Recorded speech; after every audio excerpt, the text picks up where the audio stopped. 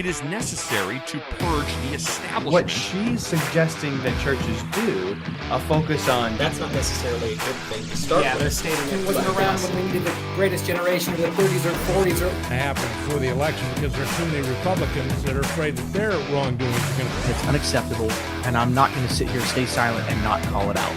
I'm calling out their lies. With rules for Thanksgiving. Who the hell is he to tell us what we're supposed to do? Do they think that we are so stupid that we will not notice and find out?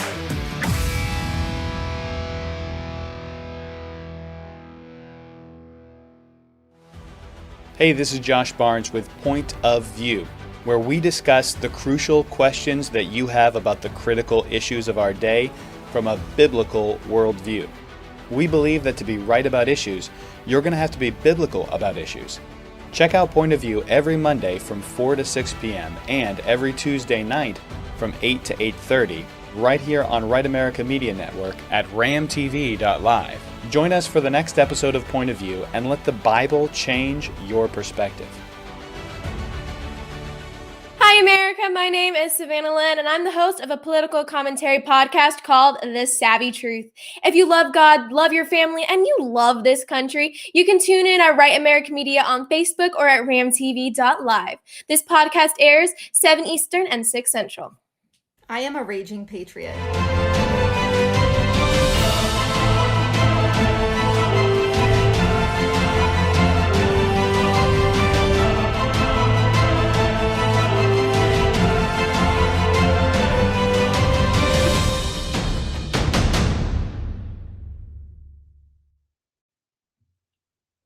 Welcome to KSOK Uncensored. Last week I mentioned that we are going to break California into 2 segments. Last week we focused on Northern, and today I have a guest on from Southern California.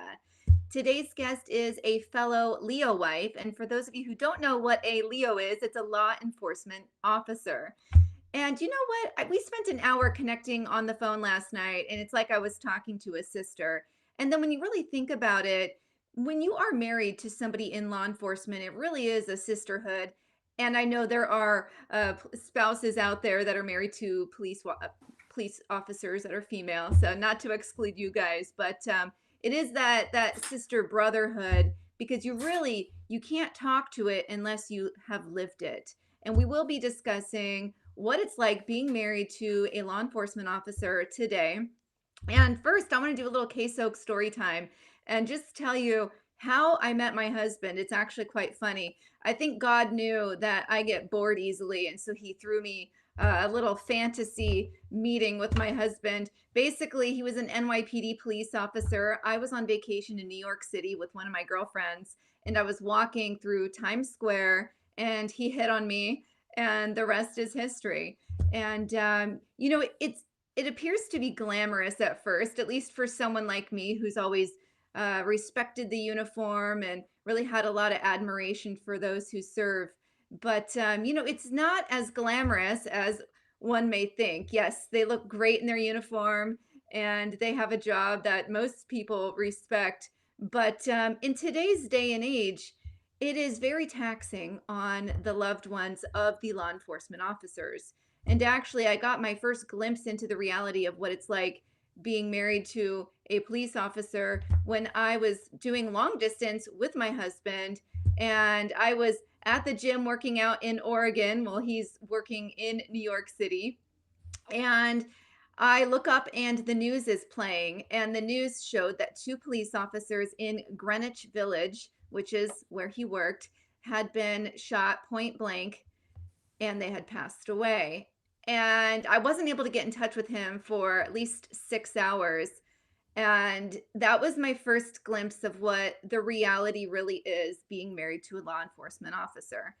And you do get a little more accustomed to the stress. I don't call him every couple of hours at night any longer. Here we are, 13 years into our marriage, and now I'm able to sleep through the night. But it's incredibly stressful, but very rewarding, and I'm so proud of him and what he does and all law enforcement. But with that said, what I'd like to do is bring Amanda Nicole in so we can further this discussion.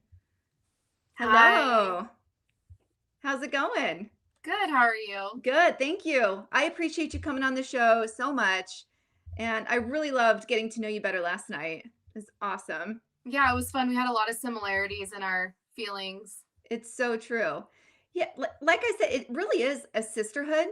And I know that when we were talking last night, we discussed a little bit about when at the end of May, when all of the riots and protests broke out nationwide, we both felt alone in a sense. Like, yeah, you have your family around, you have your kids, you have your husband, but you feel very alone, especially living in a blue state. So, what I'd love to do is, can you share with the audience and myself on really what you've experienced being a law enforcement officer's wife? Yeah, I think for all of us, I think we were all affected by what took place in May with George Floyd and the rioting and the looting.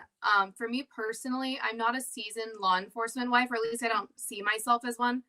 I've only been doing this for 5 years. So when my husband was in the academy was when the officers in Texas were ambushed. That was our first taste of, this is not what I thought we signed up for. I didn't know there was another side to this. I mean, obviously I knew he'd be putting his life in danger, but I didn't know about the hate from the media. I didn't know people would be posting on Facebook. So when everything took place with George Floyd, it really made me feel super alone, because obviously I have family. My mom was texting and my sisters texting me, "Are you watching the news?" And they were more just like watching the news like it was a movie. And for me, it was very real life. My husband was at the riots.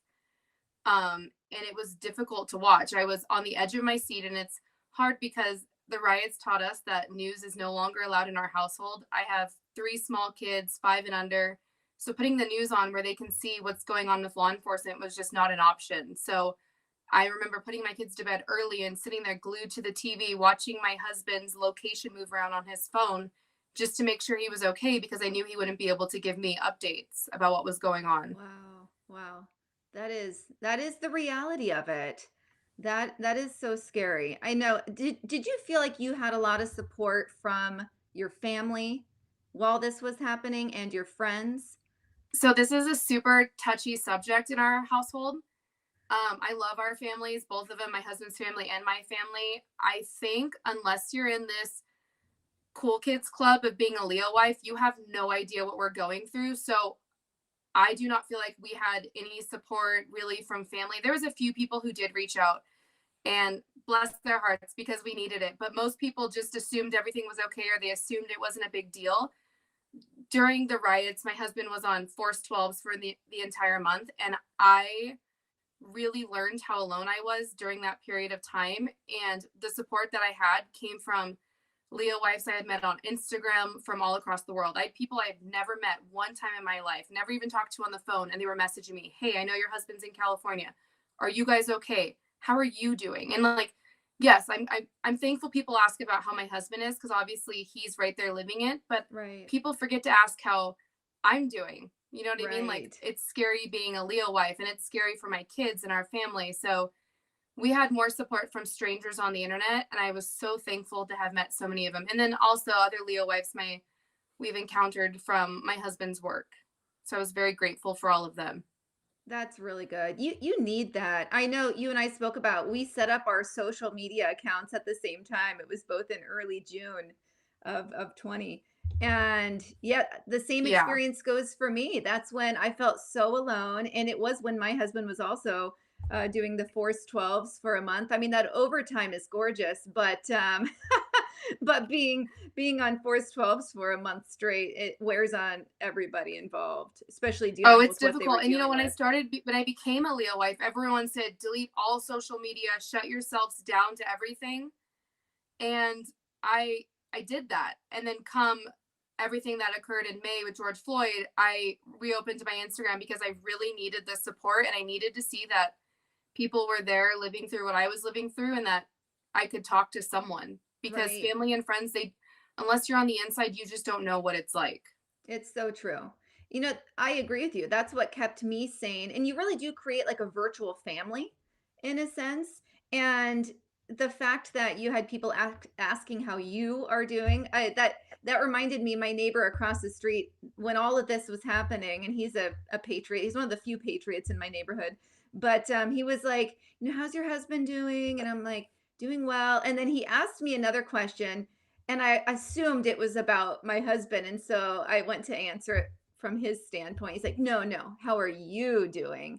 And I was like, oh, taken back for a minute, because you don't really get that often. Everyone's wanting to know how your husband's doing, which is wonderful. But you're at the house left dealing with the stress and the strain and the unknown, not knowing what they're going through and all of that. And and then it's hard when you log on to your like normal Facebook or Instagram and you're seeing the hateful posts people are posting, because then you feel more isolated, more cut off.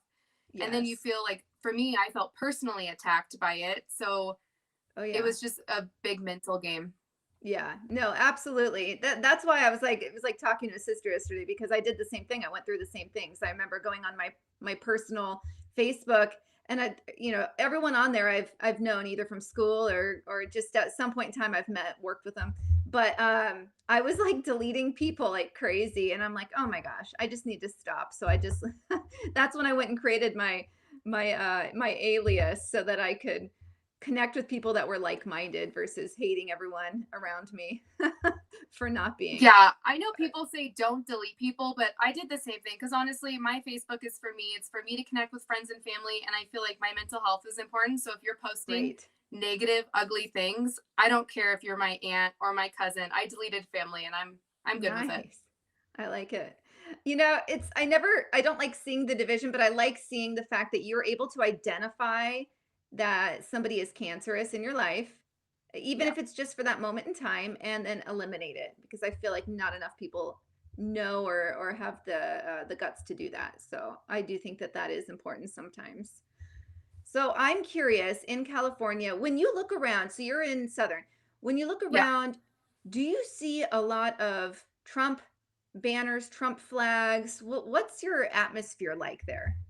Okay, so we live on the outskirts of the major city my husband works for. Okay. So we're kind of like in a rural area, so it's a little bit different. I know where we used to live in the city, I didn't see that. It wasn't something, and even like when I think to our friends and family who still live in the city, I don't think any of them have Trump flags up. To be honest, a lot of people don't even have American flags up. It's not really the common thing to do. My husband is ex-military, so we always proudly fly our flag year round. But where I live, there are Trump flags out, and I know we have ours out, and we get a ton of compliments on it. We have people honk for us. We've had it up for the entire year, to be honest, and we've only had one negative experience, which was caught on camera with someone wanting to fling dog poop at our house. But Jeez. I mean, other than that one experience, we get way more good from it than we do bad. Well, that's really good to hear. I'm jealous. I had mine up for 45 minutes, and the Ring camera caught these people calling us all sorts of names. And honestly, I don't know what I was thinking. And usually I'm pretty bold. I'm a bold person, but I am home alone a lot. So I was like, you know what? I don't want to be messed with in the middle of the night when I'm home with the kids. And so I took it down, and I was so mad. You know, I felt so violated when I took the flag down. Literally, I felt like I went through these emotions. Like, I just felt violated. That's how I feel every time I put a mask on. But so yeah, a lot of personal space. We had a similar experience where May or June, when things started to get really crazy and my husband was going to be gone for the entire month, I did tell my husband we need to take down our thin blue line flag, because that flies on our flagpole also. And it was difficult. It honestly like kind of broke my heart a little bit to watch my husband take down the flag. And then of course I have a 5 and 3-year-old asking me why we're taking down Daddy's flag, and it was hard because I didn't want to let my kids know how ugly the world was at that point. Right. But I also, because we are alone so much, I wanted to make sure we were safe, and so I felt that too. It was difficult. It was hard. Right. Yeah, it's just the reality of it. I'm curious. I know that here in Portland, we're like the Antifa headquarters, but have you had any Antifa concerns out where you're at? Yes, actually. So during the time of rioting, we had a celebrity's daughter who wanted to throw a BLM protest to bring awareness to the community. And when she publicized the event, people went to Facebook Live saying that they were part of Antifa, whether they were or not, I don't know. It was Facebook Live, you could watch it, and that they were coming because they knew that it was a first responder area and they wanted to hurt people in the worst of ways. The things that they were saying were disgusting. And I remember being honestly terrified because my husband's on 12s. He's not here to protect us. Right. It falls onto me. We don't have family local. So it was difficult at the time because I was scared that this could be a legit threat. Right. And absolutely. to be honest, our local police department did call in extra people. They had SWAT ready to go just in case because it was made public to them too.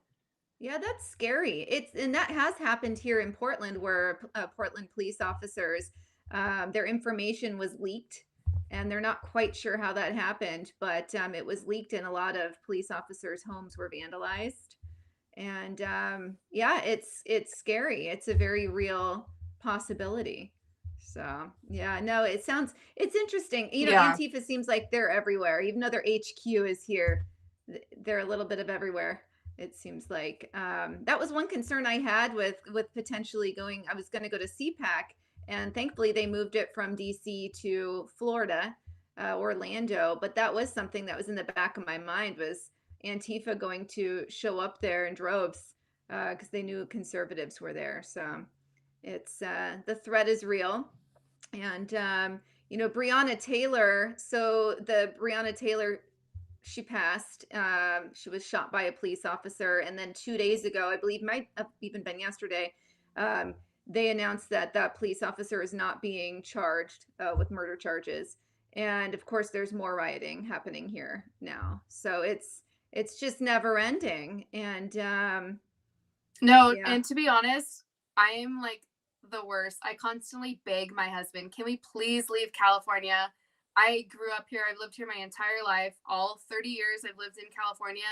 Wow. I did not know how important things like politics were and governors were until my husband became a cop. I just felt like when he was in the military, people thanked him for his service all the time. And then when he became a cop, it was more like, oh, like people, we still get like a few people who will thank us for his service and whatnot, but most people are like, oh, they don't like cops, or oh, they have this like look on their face, like, oh, I hate all cops, but don't worry, not your husband.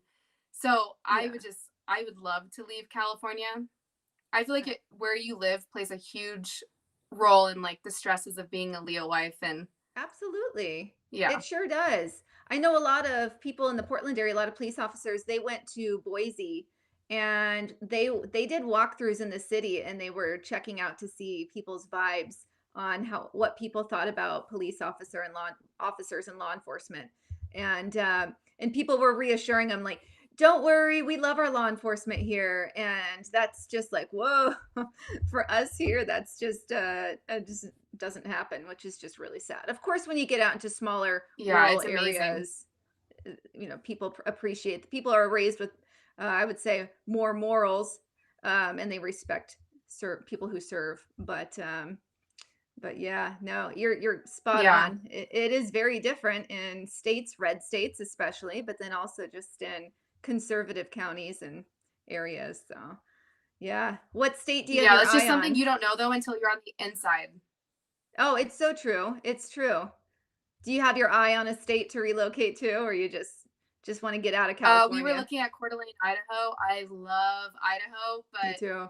My husband reached out to the police department. I know we've had a couple people try and go over there. They are like jam packed. I don't think they're necessarily hiring, and everyone from California is relocating to Idaho. So the housing market is huge right now. Yeah. At this point, I think if we're gonna go anywhere, we're gonna go far.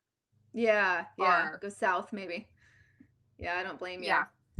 So Juan, do we have any Q&A today? I forgot to tell my listeners to send us some questions, so I don't know if anyone preemptively did. Actually, they did. Oh, sweet.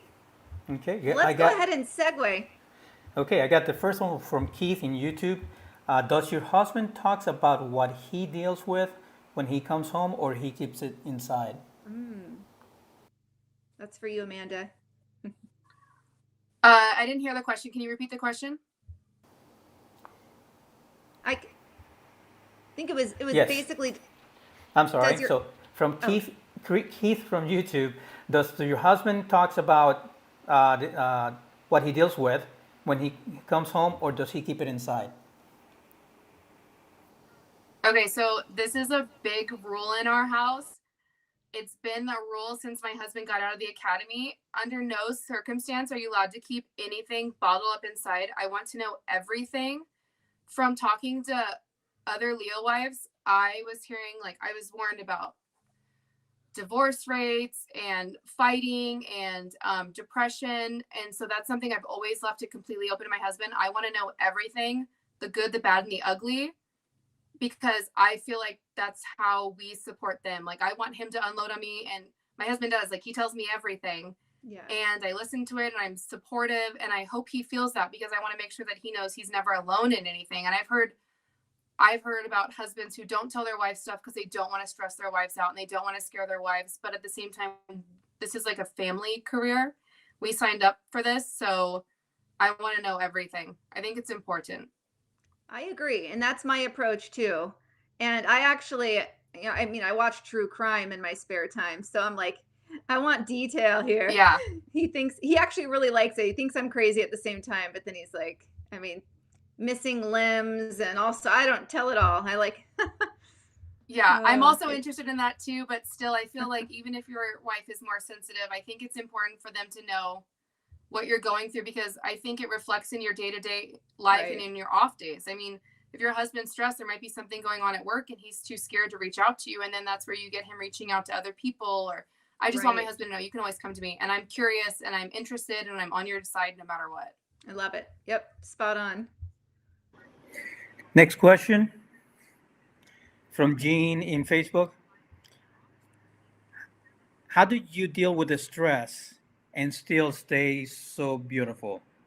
Oh, that's for you, Amanda. How do I deal with the stress? I mean, so when my husband's working, I try and reach out to other families. I've done a pretty good job about making some friends with his same department, other wives. So when our husbands are working or there's something crazy, like there should be more riots coming pretty soon. I think the George Floyd thing is going to start going again. So we reach out and we're like, hey, how are you doing? We check in with each other. And then when my husband is home from work, we completely cut ourselves off from that. So, I mean, he talks to me. And then other than that, we do family things. We get outside, we go get some vitamin D, go hiking, go camping. We try to just be a family and just be as normal as we possibly can. Love it. Next question from Bruno in YouTube. Have you noticed any changes since the George Floyd trial began? I haven't noticed anything yet. I mean, I'm sure things are coming. Right. I think in general, our culture is at this really interesting time right now where people have literally drawn a line in the sand. And you see the people on Facebook who they are not law enforcement family and they are reaching out like, I support you no matter. So, I mean, in our culture, I feel like things have simmered a little bit, but people are still very divided on how they feel about law enforcement. So I'm sure more is to come and we'll see. I just leave it up to God and cross my fingers and pray for the best. Right. Yeah. And I haven't seen any changes here in Portland. I know that with the outcome with Breonna Taylor, we've seen changes, but nothing since the trials have started for George Floyd. Yeah, nothing yet. We'll see. I think it normally, also the media plays a very large part in this. So once the media starts painting the picture for everyone, then that's where we start to see the changes, I feel. So. Right. Absolutely. Well, I think we have time for maybe two more questions, Juan? Yes, ma'am. All right. Tony wants to know, does your husband work during the day or night? Is it more dangerous at night, and why? My husband has worked the same shift forever. He works in the middle of the night. Is it more dangerous? I don't know. I think the whole thing is dangerous. I think that criminals don't have like a set time that they make or do crimes. Yeah, I feel like that's kind of hard to say. I think it just depends on the area you're in. Right. Yeah. It's like on one hand, because my husband's nights too. On one hand, there's less activity at night. So in a sense, nights are safer, at least here. But what activity does take place is higher risk. Exactly. So it's like the firefighters. It's like when they actually have a call while they're not eating or grocery shopping or sleeping. No, I'm just, we always have to make fun of firefighters, but always. Yeah. But when they actually have a call, it's a big one. So I think that's at least how I see night shift. Yeah, I know the ones my husband gets are the big ones. So right. I don't know. I don't worry about him more because he works nights. I wouldn't prefer to him to go to days. I just think it's when it happens, it happens. Right. I agree. Yeah, one last question. All right. From Gordy in YouTube. Do you feel or have an opinion on why California has shifted to the left so far left so fast? My opinion would be that people really rely on the media for all of their information. People no longer research things themselves. They have to be spoon-fed information. Mm-hmm. So when you're relying on the media, who only shoots from one side of everything, and you're getting spoon-fed information, I don't expect anything different. I feel like California is the way it is because people are not trying to educate themselves and they're on their own. They're relying on the media, and the media is only showing one side. So unfortunately, that's what happens. Right. 100%. Well, thank you so much. I am so happy that you were able to come on and join the party here. And it's really cool to be able to talk shop with you because like I said earlier, it really is, you can really feel alone as a law enforcement officer's wife. You can really feel alone because so many other people, their spouses have these great hours. They don't work weekends. And their life, when you look at their life on social media, it seems so simple, and they can go out of town every weekend if they want to. Just the things that I expected when I got married. I thought that it would just be a little easier. So, so yeah, you do have to band together, and so I'm really glad that we were able to connect, and I really appreciate you coming on and sharing thanks for thinking your of me. experience. Yeah, of course. And you'll have to come on again. Maybe you'll have to co-host something with me. That'd be fun. Oh, that'd be fun. Yeah. I'm sure we have a lot more we could talk about. Oh, yeah. Yeah. Maybe we can find a Leo husband out there that we could get on. That'd be interesting to hear that perspective. Mine might be interested. I'd have to ask him. I don't know what the rules are. Yeah. We'll see. We'll chat. Well, awesome. Well, thank you so much. And you have a wonderful evening, and I'll talk with you soon. Of course. Thank you. Thanks, Amanda. Bye-bye. Well, we live in a world where my husband, as a police officer, is afraid to use this CBD oil skin cream because he's afraid he's going to test negative for his... I'm actually serious. He's afraid to use it. It doesn't have any of the stuff that actually gets you high. But he's afraid to put that on his face as a moisturizer. But then you can have teachers in Chicago who say that they do heroin for a work-life balance. So crazy times we're living in. But thank you so much for tuning in. I look forward to seeing you next Thursday, where we have somebody on from Utah. Very excited about that. And remember, they may be woke, but we're awake. KSOK Uncensored signing off. Please stay on and tune in for My 2 Cents with Keith, and then also the loaded mic, which every time I hear that, I think of a loaded baked potato, which is one of my favorite things. But we have the loaded mic after, and stay tuned. It's a great lineup. Thank you. I am a raging patriot.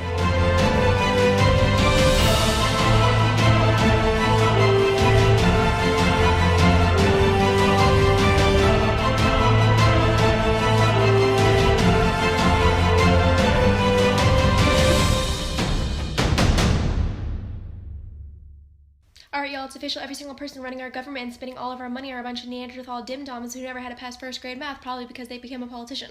We're passing a $2.2 trillion stimulus deal divided by 330 million people means that we could, each of us, possibly get $6,000. But no. Now, some certain select people will be receiving $1,200, give or take, but does anyone want to know where the extra 96% of your money's going? They're going to stupid, broken government programs, half of which I don't even think exist, and they're lining your politicians' pockets. Can I hear money laundering much?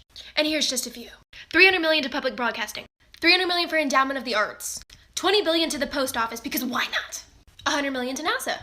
$30 billion for the Department of Education, because it's not like they're already ready to get billions. $25 million for capital cleaning supplies. $100 million to essential air carriers, because it's not like they already live off of loans from the government. $40 billion to the Take Responsibility for Workers and Families Act, but who's ever heard of that? $25 million for FAA administrative costs. $25 billion for the transit infrastructure. $90 million for international disaster assistance, even though our own country needs help. Still think they care for you? Hey, this is Josh Barnes with Point of View, where we discuss the crucial questions that you have about the critical issues of our day from a biblical worldview. We believe that to be right about issues, you're going to have to be biblical about issues. Check out Point of View every Monday from 4 to 6 p.m. and every Tuesday night from 8 to 8:30 right here on Right America Media Network at ramtv.live. Join us for the next episode of Point of View and let the Bible change your perspective. Hello, America. I am Savannah Lynn from The Savvy Truth on Right America Media, and I'm here to remind you that Right America Media has a plethora of other shows, like Council of Colonels, Point of View with Josh and Justin Barnes, KSOK Uncensored, our blue state conservative. Here's My 2 Cents with Keith Sanders, our Air Force veteran, and the newest addition to our family, The Loaded Mic with Danny Wuss. And don't forget, this is on every Tuesday and Thursday, so if you love God, love your family, and you love this country, you better be there.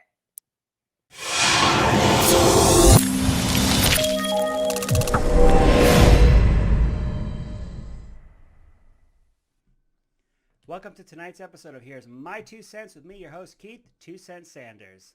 So, your boy is blowing up. Your boy is blowing up. Follow me along here. So, we went to CPAC a couple weeks ago. We've talked about it a lot. I know. You're kind of... Welcome to tonight's episode of Here's My 2 Cents with me, your host, Keith 2 Cents Sanders. So, your boy is blowing up. Your boy is blowing up. Follow me along here. So we went to CPAC a couple weeks ago. We've talked about it a lot. I know. You're kind of sick and tired of hearing about it. But here's what happened. I get hit up. A friend of mine at work says, "You're not going to believe this. You're famous." I said, "Well, I kind of already knew that. Your boy's on YouTube. Your boy's on Facebook. Your boy's on TikTok. I'm everywhere." So he says, "No, hold on a second. Here's what you don't know. Somebody's making fun of you." I said, "Okay, that's not the first time. Let me know what you're talking about." He says they took one of your TikToks, and some guy who claims to be a Republican strategist who had to leave the party because Trump's a horrible person, he took a piece of your video and he's mocking you. So I take a look at it. The guy's got a bit of me from CPAC, and he labeled me as an old guy. Kind of hurt my feelings. Kind of hurt my feelings a little bit. But I took a look at this guy, and I think this guy maybe is 3 years younger than me. I'll give him 5 years younger than me, tops. So, buddy, if I'm old, we are old. We're old. So I took it as a compliment. I did well enough on TikTok, on my social media, that he found me, and he took me and he wanted to mock me. What's great about it is he never thought that I'd see it. I mean, the chances that I would see it, or that I would be able to defend myself. And that's always great about what they do here. They talk about how they want inclusivity and they don't want to bully people. This is bullying. I can handle it. I don't care. I put myself out there. You want to mock me, mock me. I've had a lot worse said about me. But it's the idea of how they hide, the cowardice of it, that they don't give anyone an actual opportunity to defend themselves. Now, there's someone else on ramtv.live who that person also mocked. And I got to tell you, that's where I had a problem. I'm not going to say who it was. I would just say that when you mock somebody who can't defend themselves because they don't even know that you've been mocking them, it doesn't make you look like a good guy. It doesn't make you look smart. It doesn't make you look like an authority on anything. Those that are already looking for you are going to be there for you, as the kids would say. They're here for it, as they would say. You're a coward. You mock people who can't defend themselves, and you mock other people who you think that you can bully and push around. But that being said, your boy is blowing up again. So I get hit up by somebody else I know that says, "You're not going to believe this. You're famous. I said, I know. We've gone down this path before. He says, listen to me. You're on iFunny. I said, okay, here we go again. I said, am I in a good light or am I in a bad light? And he goes, no, it's the video you have where you're talking about minimum wage. Now, to fill you in, if you guys aren't following your boy, you got to get on TikTok. That's where I put all my good stuff, at 2cent KSJ. I want to see you guys over there. I have a video up right now. It's about to push 300,000 views. Not too shabby for your boy. I mean, it's not 600,000 like I've done before, but we'll take 300,000 on this new account. And I pretty much demolished a leftist liberal who's been taught socialism and has been taught that capitalism is bad. He's your standard type to sit at Starbucks sipping his double mocha choca latte grande something or another while he complains about capitalism on his iPhone. So of course I had to get in there. Your boy had to show him what was what. Back to me being famous. They took that video. They put me up on iFunny. I said, you know what? Let me get on there. Tell these people where they can find your boy. Your boy, 2cent KSJ over on TikTok. We're blowing up. That's how I'm looking at it. That's my story, and I'm sticking to it. Name that SNL character if you can. All right, so all that being said, all the fun and games being said, we had a pretty big week. The COVID relief bill passed today. We're doing our show a day early. You guys are going to see it tomorrow. Biden is lost and wandering somewhere around in D.C. Cuomo's troubles continue to mount up in New York, and there is truly a crisis at the border. With all of that being said, here are my 2 cents on anything for power. Well, they finally did it. They did it. They passed the COVID relief bill. Couldn't do it in the summer. Couldn't do it in October when, people actually needed it. But they got it done now. And go back to Nancy after the election when she said she would start doing this. She said, well, we have a new president now. Yep, that's the important part. That's the important part. Not that you've kept people at home, that you've shut down businesses for good, that you've made people unemployed, that you've taken away their ability. You refuse to give them the ability to make their own money. None of that mattered, Nancy. It's that we have a new president. And now you want to take your victory lap with Schumer, and now you want to proclaim that help is on the way. Let's not forget that folks needed this in the summer. Folks needed this in October, but we couldn't have a win. This would be seen as a win for number 45. We couldn't possibly have that. And I got a lot of flack on social media where people wanted to say the Republicans wouldn't work with them. The Republicans wouldn't work with them. Of course, what is left out is that there were poison pills in that bill. What is a poison pill? Let's say I pass a bill that everyone gets $1 million. But you have to drown a puppy. Nobody wants to drown a puppy. So if I vote against it, they say, you don't want people to get $1 million. No, I don't want them to drown a puppy. No, you don't want people to get $1 million. I make an exaggeration to make the point. One of the poison pills they had was lowering the voting age to 16. We're not going to vote for that. That has nothing to do with COVID. Why is that in there? Of course, at the time, number 45 was talking about how the bill was full of blue state, blue city bailouts. We're not going to vote for that. So, of course, they get to go on with the press, the sycophants in the press, big word of the day, number 1. And they're going to cover for them and say, like I said earlier, you don't want people to get $1 million. No, I don't want people to have to drown puppies. So they fill it with these poison pills, such as blue state bailouts and massive, massive non-COVID related spending, and then lowering the voting age to 16. So let's fast forward to now. Now they're declaring help. Help is on the way. It's going to be okay, folks. Help is on the way. They're already declaring that they're going to run on this in 2022.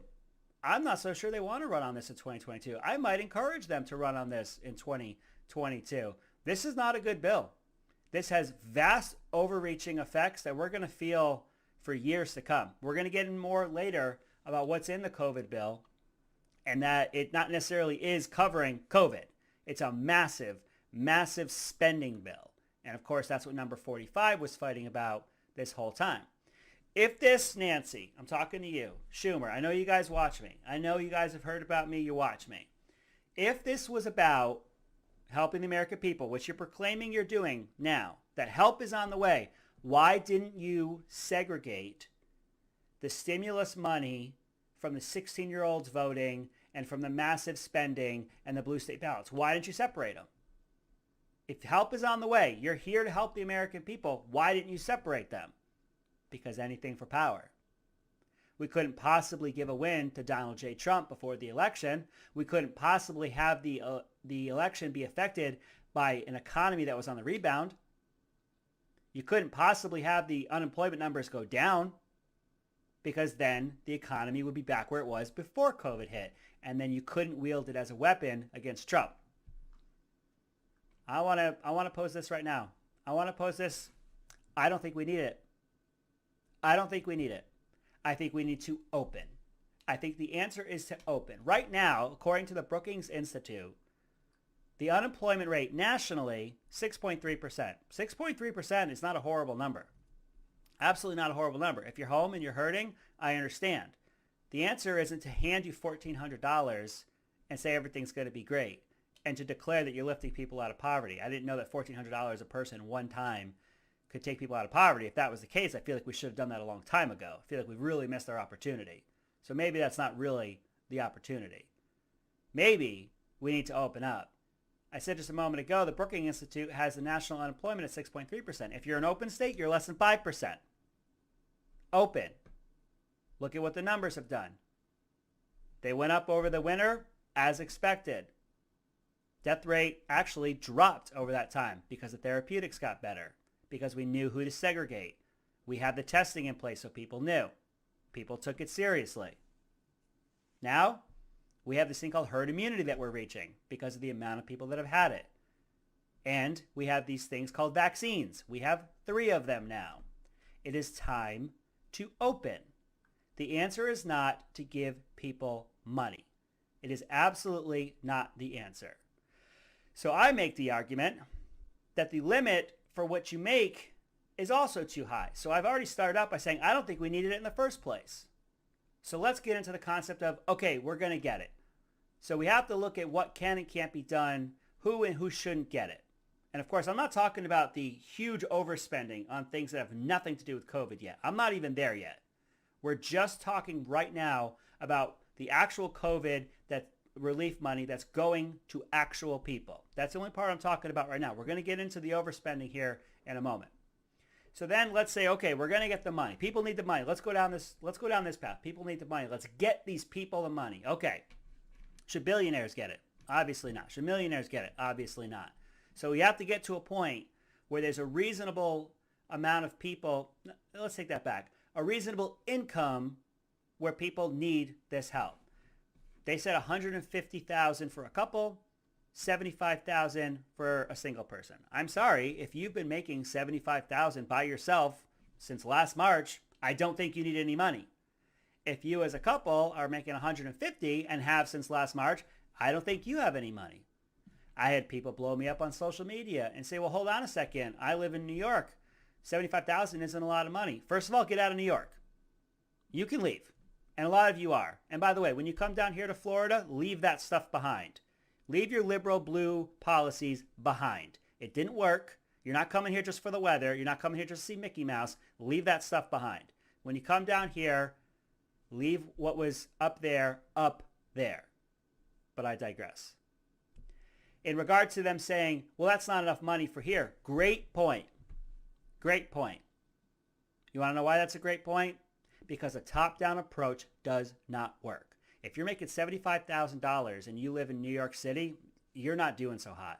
If you're making $75,000 and you live in Indianola, Iowa, which is outside of Des Moines, your boy knows some geography, by the way. If you're living in that part of the country, $75,000, you're doing pretty darn well for yourself. You making $150 between you and your spouse. Very progressive of me to say spouse. If you and your spouse are making $150 in that same area, or heck, let's even say Idaho. You're in Twin Falls, Idaho, and you're making $150, you and your spouse. You don't need this money. But we have a top-down approach because we have liberals and Democrats in charge. We from D.C. know what's best for everyone. So let's pass this massive bill that applies universally but doesn't actually affect everything universally. And it doesn't make sense, and I can't support it. I don't think we should have done it in the first place. We should have opened. It's time to open. We know how to segregate. We know who's vulnerable. You want to stay home? Stay home. You want to wear a mask, 2 masks? Wear your masks. I'm not even getting into Texas opening right now. Maybe we'll get into that later. You want to wear a mask, wear a mask. You want to stay home, you stay home. Let's open up. Let's be safe about it. Are we going to pack 50,000 people into a concert hall? Probably not yet. Are we going to get on the cruises? Probably not yet. There's mitigation steps that we could take here. The answer is to open. The answer is not to give out money, but that's how we keep power. That's how we're going to keep the power. You know who else is going to get this money? Prisoners. Prisoners. And they're saying, well, it's going to help the families. They have children and people that are reliant on them. Well, they're not paying taxes. So the it's my money, that doesn't really work because you're not paying taxes. And who's to say there's any accountability for that money? So prisoners are going to get it. And there are reports stating that illegal immigrants are going to get it. I need to do a little more research on that one. But I wouldn't be surprised on that one either. Now, I just said a moment ago, there's the term, well, it's my money. I've had people come at me and say that as well. Well, it's my money. Well, if that's the case, how about you keep your money? How about you just keep it? Let's tax everybody less. Keep your money. Why does it have to go over to Washington for them to then give it back out to us? Let's just keep our money. Crazy ideas, I know, because we have to keep the power. We have to keep us reliant on that federal government, which is going to massively expand due to COVID and due to the fact that they have the House and the Senate right now. All right, what's in the bill? What's in the bill? I'm asking you at home what's in the bill. And I'm asking for two reasons. I'm asking because, one, I'm challenging you right now. Have you done the research? Have you looked into trying to find what's in it? Because I have. It's incredibly hard to find what is in this bill. Ron Johnson had the clerks read all 628 pages, I think it was, on the Senate floor. That's great. I can't find it. Anything that's out there that's listed, and I'm going to go through the real good ones here in a moment. Anything that's out there that's listed, I cannot piece together $1.9 trillion. I can't. Can't find $1.9 trillion. It was read on the Senate floor. It's out there. I can't find $1.9 trillion. Let's get into what I do know is in it. Toomey, who's not that great a guy, I don't think, but he put out some information. The information's useful. I'll be happy to take it. Let's get into some of the really, the good ones. Here we go. $270 million for National Endowment of the Arts. Did you know that? Did you? Bet you did. $200 million for the Institute of Museum and Library Services. $91 million for what's being referred to as outreach to student loan borrowers. We need $91 million for that. $50 million for environmental justice. Let that rattle around for a moment. Environmental justice. $570 million for 15 weeks of paid leave for federal employees. You heard me correctly. 15 weeks paid leave. I'm coming back to this one in a moment. I'm going to get through this list first. $126 billion for schools. Here's the cherry. Even if you don't open. You don't have to open. Here's your money. No accountability. Mind you, they got 70 plus billion, and the last one, they've spent 4 of it. Just keep throwing money at that. Just keep throwing money at that. $350 billion for state and local government. This is what Trump fought against before he left. The blue state bailouts. This is absolutely blue state bailouts. And he wouldn't stand for it. I put this together. I put some other portions together. I try adding it up. The best, absolutely the best that I can do is about $1 trillion. I can get to about $1 trillion on this one. But of course it's $1.9 trillion. So where did it go? Juan, if you could, please play for me cut 7. All the way in the back, the blue sweater. Special interest groups and the pervasiveness in Washington, D.C. really bother me. Do they bother you? They bother me a lot, and that's why I only have raised $10 million. It's kind of a problem, you know what I mean? Look, folks, you all heard the question. Special interest groups in Washington and lobbyists bother him. Lobbyists aren't bad people. Special interest groups are not bad people. But guess what? They're corrosive. People who accept the money from them aren't bad people. but it's human nature. You go out, Lynn, and bundle $250,000 for me, all legal, and then you call me after I'm elected and say, Joe, I'd like to come and talk to you about something. You didn't buy me, but it's human nature. You helped me. I'm going to say, sure, Lynn, come on in. Just human nature. That's all that is. That's just human nature. You know what else you notice in there? No stutter. No stutter. I'm done being told he has a stutter. I'm done with it. The man has cognitive problems is what he has. That's from 2008. We talked about it last week. I told you we were going to come back to it. Do you think being able to spend $1.9 trillion might interest these lobbyists? Do you think by any chance that would interest some lobbyists? I think it might. Maybe those people who are getting money for environmental justice, $50 million. That's just a tiny piece of money in $1.9 trillion. It's huge, of course, to you and I. It's an insane amount of money. It's life-changing for you and I. But out of $1.9 trillion, it's grains of rice. Drops in a bucket. Any chance those lobbyists that we were just talking about would be interested in that? You tell me. I'm not here to cast judgment. I'm here to cast so much judgment.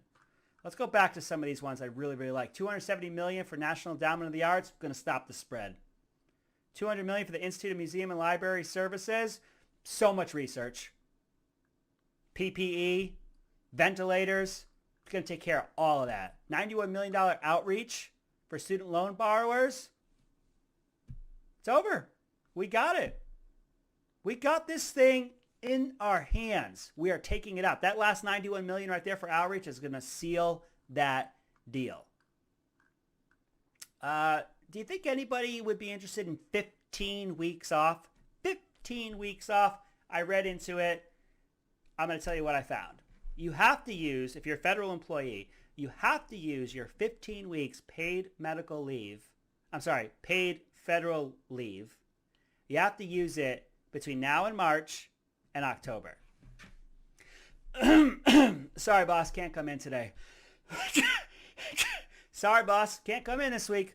Ooh, I'm feeling warm this morning. Sorry, boss, I might be in next week. All you need is symptoms. All you need is symptoms. If you want to go get the shot, paid off. If somebody you know has symptoms, paid leave. If you're going to go to the doctor because you have symptoms, paid leave. You have symptoms, paid leave. Someone you know has symptoms, paid leave. 15 weeks of it. Would anybody like 15 weeks off? But of course, they're going to be of the highest moral caliber and fine Americans. I know that they're all going to do this absolutely the right way. The $350 billion that I mentioned for state and local government, that's the blue state bailouts that I mentioned that Trump fought so much against. Now we have this weird situation where these states lock down, but there's actually, according to the Bureau of Economic Analysis, they're reporting that there's been record revenue in these state and local, in these localities. I wonder why. Maybe because we keep pumping federal money into it. Maybe because we added an extra $600 to the unemployment insurance and people were sitting at home making more money sitting at home than they were in their jobs and weren't paying taxes. Maybe there's this extra federal money, but let's get more of it. If some is good, more is better. $350 billion for state and local government, even though there's an excess. What else did we have in here? Oh, here's another one. I love this one. Love this one. $126 billion for the schools so they can open safely. Somebody please explain to me Florida. Somebody explain to me Florida. We're open. I know it. I live here. We're open. I've talked to you about it before. If you're new to the channel, let me bring you through how we've been doing it in Florida. The governor gave us choices. You want to know why? Because that's how it's done. He's not here to tell us how to live our lives. He is here to give us the freedom. No, he doesn't even give us the freedoms. He's here to not get in the way of our freedoms. He said, I can't possibly tell everyone in this state how to live their lives. I'm not doing these state mandates and shutdowns. I'm not doing it. If you in Miami need to, run that way, Miami. If you in the smaller central areas need to do it differently, do it differently. Up in the panhandle, it's differently. It's done differently. It's different up there. And we're running it safely. Universal Studios has been open. Disney World has been open. Please explain to me how our schools are open if you need $126 billion more dollars on top of the $70+ billion you already got. Somebody explain how Florida is doing it. We haven't revamped our ventilation systems. We haven't gone through all these gyrations and hoops to jump through before we can walk in the door. This is how we do it in Florida. If someone tests positive, they are removed. You get a notification. The one or two that are around them regularly, they're also segregated. They're put in a quarantine because we quarantine the sick and the vulnerable, not the young and the healthy. So now, to further make sure that the children can continue in their education while not getting anyone else sick potentially or in danger of getting sick, that class will then stay to themselves for the next several days. Why? So the kids can continue to seamlessly continue their education, keep going down the road, but we're not exposing them to other children, thereby not exposing anyone potentially to the virus. So the kids go home. The kids at school continue forward, and we've yet to have a flare-up, and then the kids get back integrated in a safe manner back into the school. They're kept at a distance, and we're doing it safely. But I'm being told that I need $126 billion more dollars for these other schools to open up, even though the science shows that the kids don't really get it. The science shows that they're not passing it to adults. The science is showing us that teachers aren't getting it from children and dying. But who cares? Here's $126 billion. Oh, and by the way, like I mentioned earlier, no need for accountability. You don't have to open. We do not have to open things around in here. Here's what I want to talk about in what disappoints me, not in the bill, but in us. There is polling that shows that a majority of the people in this country support the COVID relief bill. It's estimated that 9 to 10% is actually going to Americans to address the impacts of COVID financially. 90 to 91% is going to not COVID. But Schumer's going to tell you it's from the impacts of COVID and from the shutdowns that we've had to do that they're fixing it. Absolutely not the case at all. I'm disappointed because us Americans here, I get $1,400. I mentioned it earlier how people said, well, it's my money. Why wouldn't I get it back? How about you keep your money? How about you just keep your money? But no, they hear I get $1,400 and I get money for my kids too. Gimme, gimme, gimme. We here give us money. Who cares? Who cares, right? Now there's one I've left out. This one's sneaky. This one is sneaky. So the so-called child tax credit. It's applied when you file your taxes because it's a child tax credit. And for a lot of people, it results in a refund that comes back to them. So as part of the COVID relief bill, we are now monthly going to be giving $300 per child under the age of 5 or 5 and under. If you're above 5 to 17, I believe it is, maybe 18, but up to 17, $250 per child every month. The reasoning for this is it will help people because they can better make their ends meet, pay the bills along the way. Again, how about you just tax me less and I'll keep that money myself. Second of all, this is a test bed for universal basic income. They're giving out this money for the next year. This is, mark my words, this is a test bed for universal basic income. They're going to give money out to people from the federal government every month. Or, again, I keep saying it, how about you just tax people less?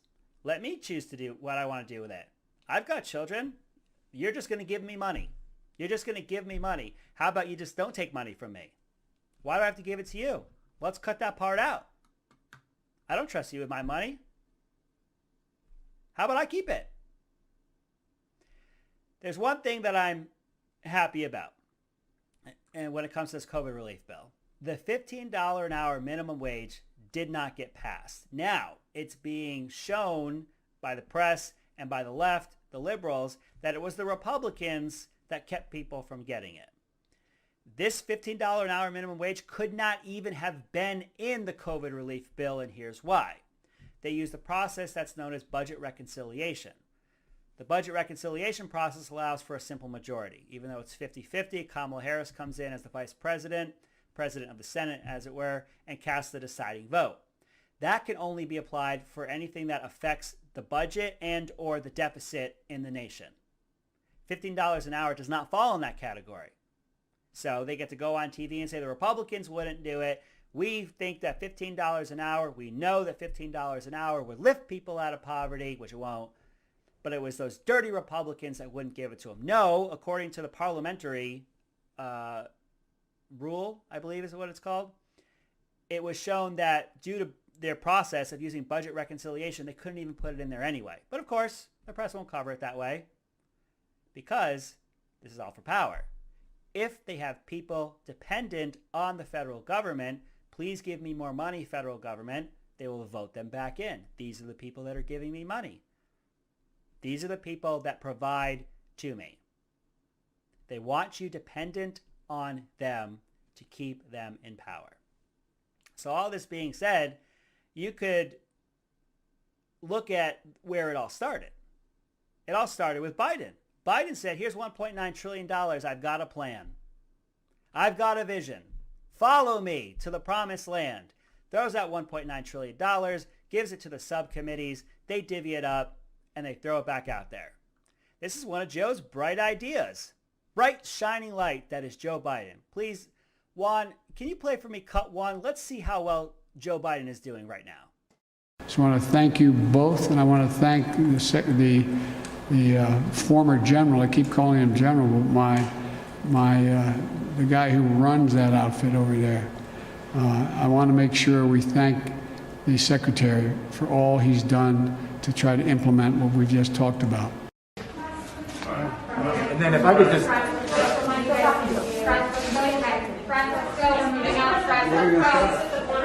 go, you guys. Come on, press. We're going to move out. Let's go. Come on, press. Let's go. Come on, let's go. Crisis at the border, sir. Let's go, you guys. Come on. Come on, let's go. Thank you, guys. One more thing. The vast majority of economists, left, right, and center, from Wall Street to the private economic polling initiatives. The economists, as I said, left, right, and center, say, in addition to the needs the people have, we need this to grow the economy. Everything's fine, folks. Everything is fine. There is nothing to see here. Everybody forgets the name of their Secretary of Defense. Everybody forgets that. Everybody forgets that the outfit over there is the Pentagon. The Pentagon. That everyone knows is the center of the military universe. It's that outfit over there. On International Women's Day, his sole job was to stare at a screen and read it. Couldn't keep up. Could not keep up. Then he's wandering around a hardware store. And you hear them, and we're going to get to this in a little bit. All right, friends, time to go.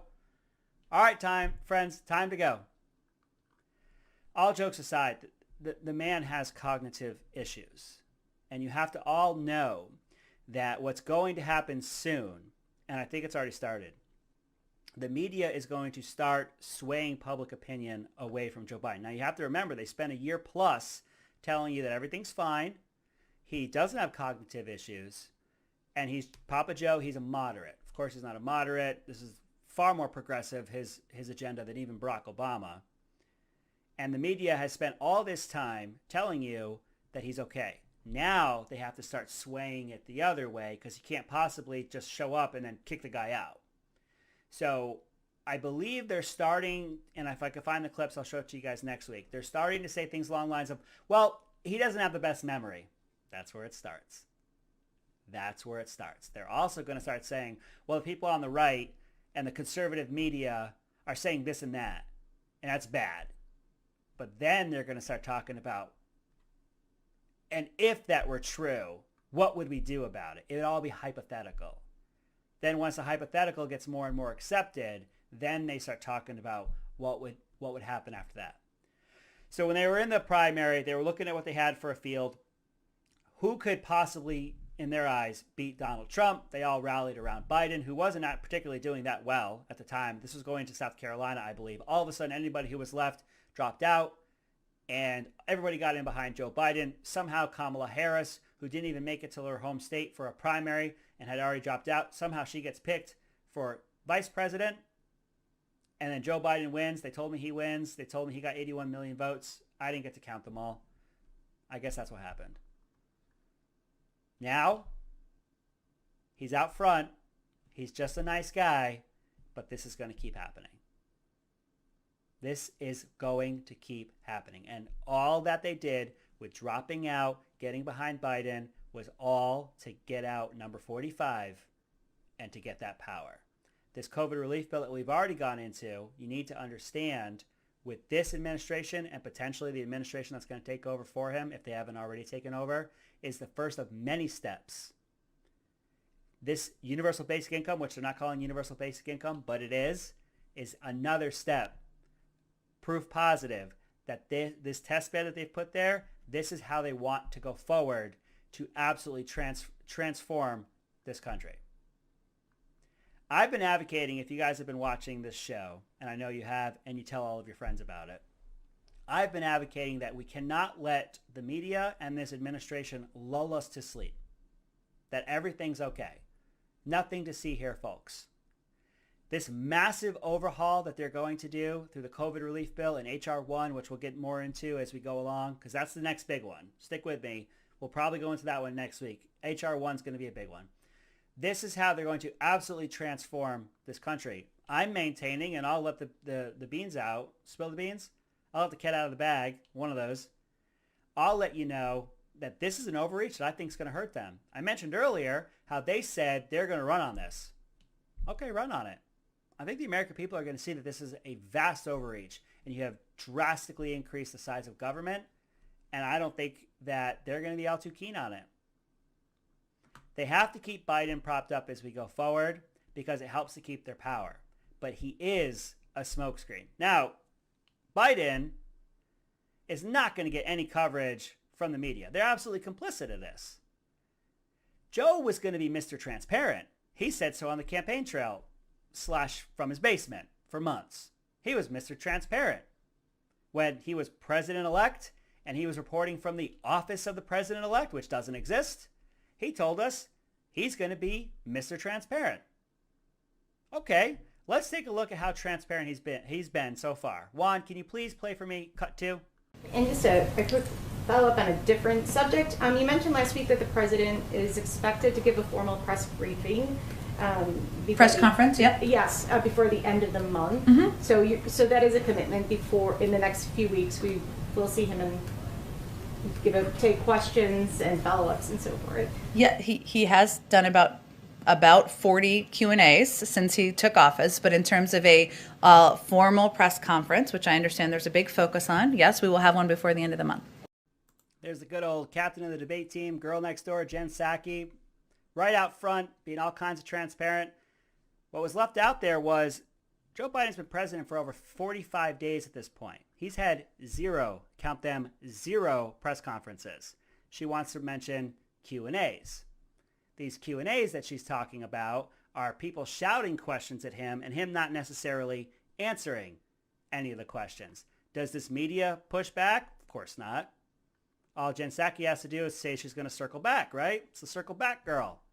She'll circle back. No follow-ups, no pressing. They're hesitant, but they're downright worried, I would say, fearful of doing their actual investigative jobs. They're supposed to be the fourth estate.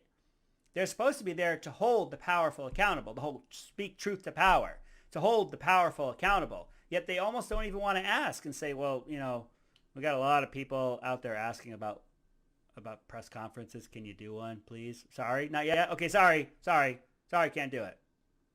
So these Q&As that she's talking about, you know what? I'll let Joe speak for himself. Juan, can you please play for me cut 3? You said a return to normalcy could happen by Christmas. What does that look like, Mr. President? Thank you. Thank you very much. Do you think conviction is possible? Thank you very much. Do you think conviction is possible, Mr. President?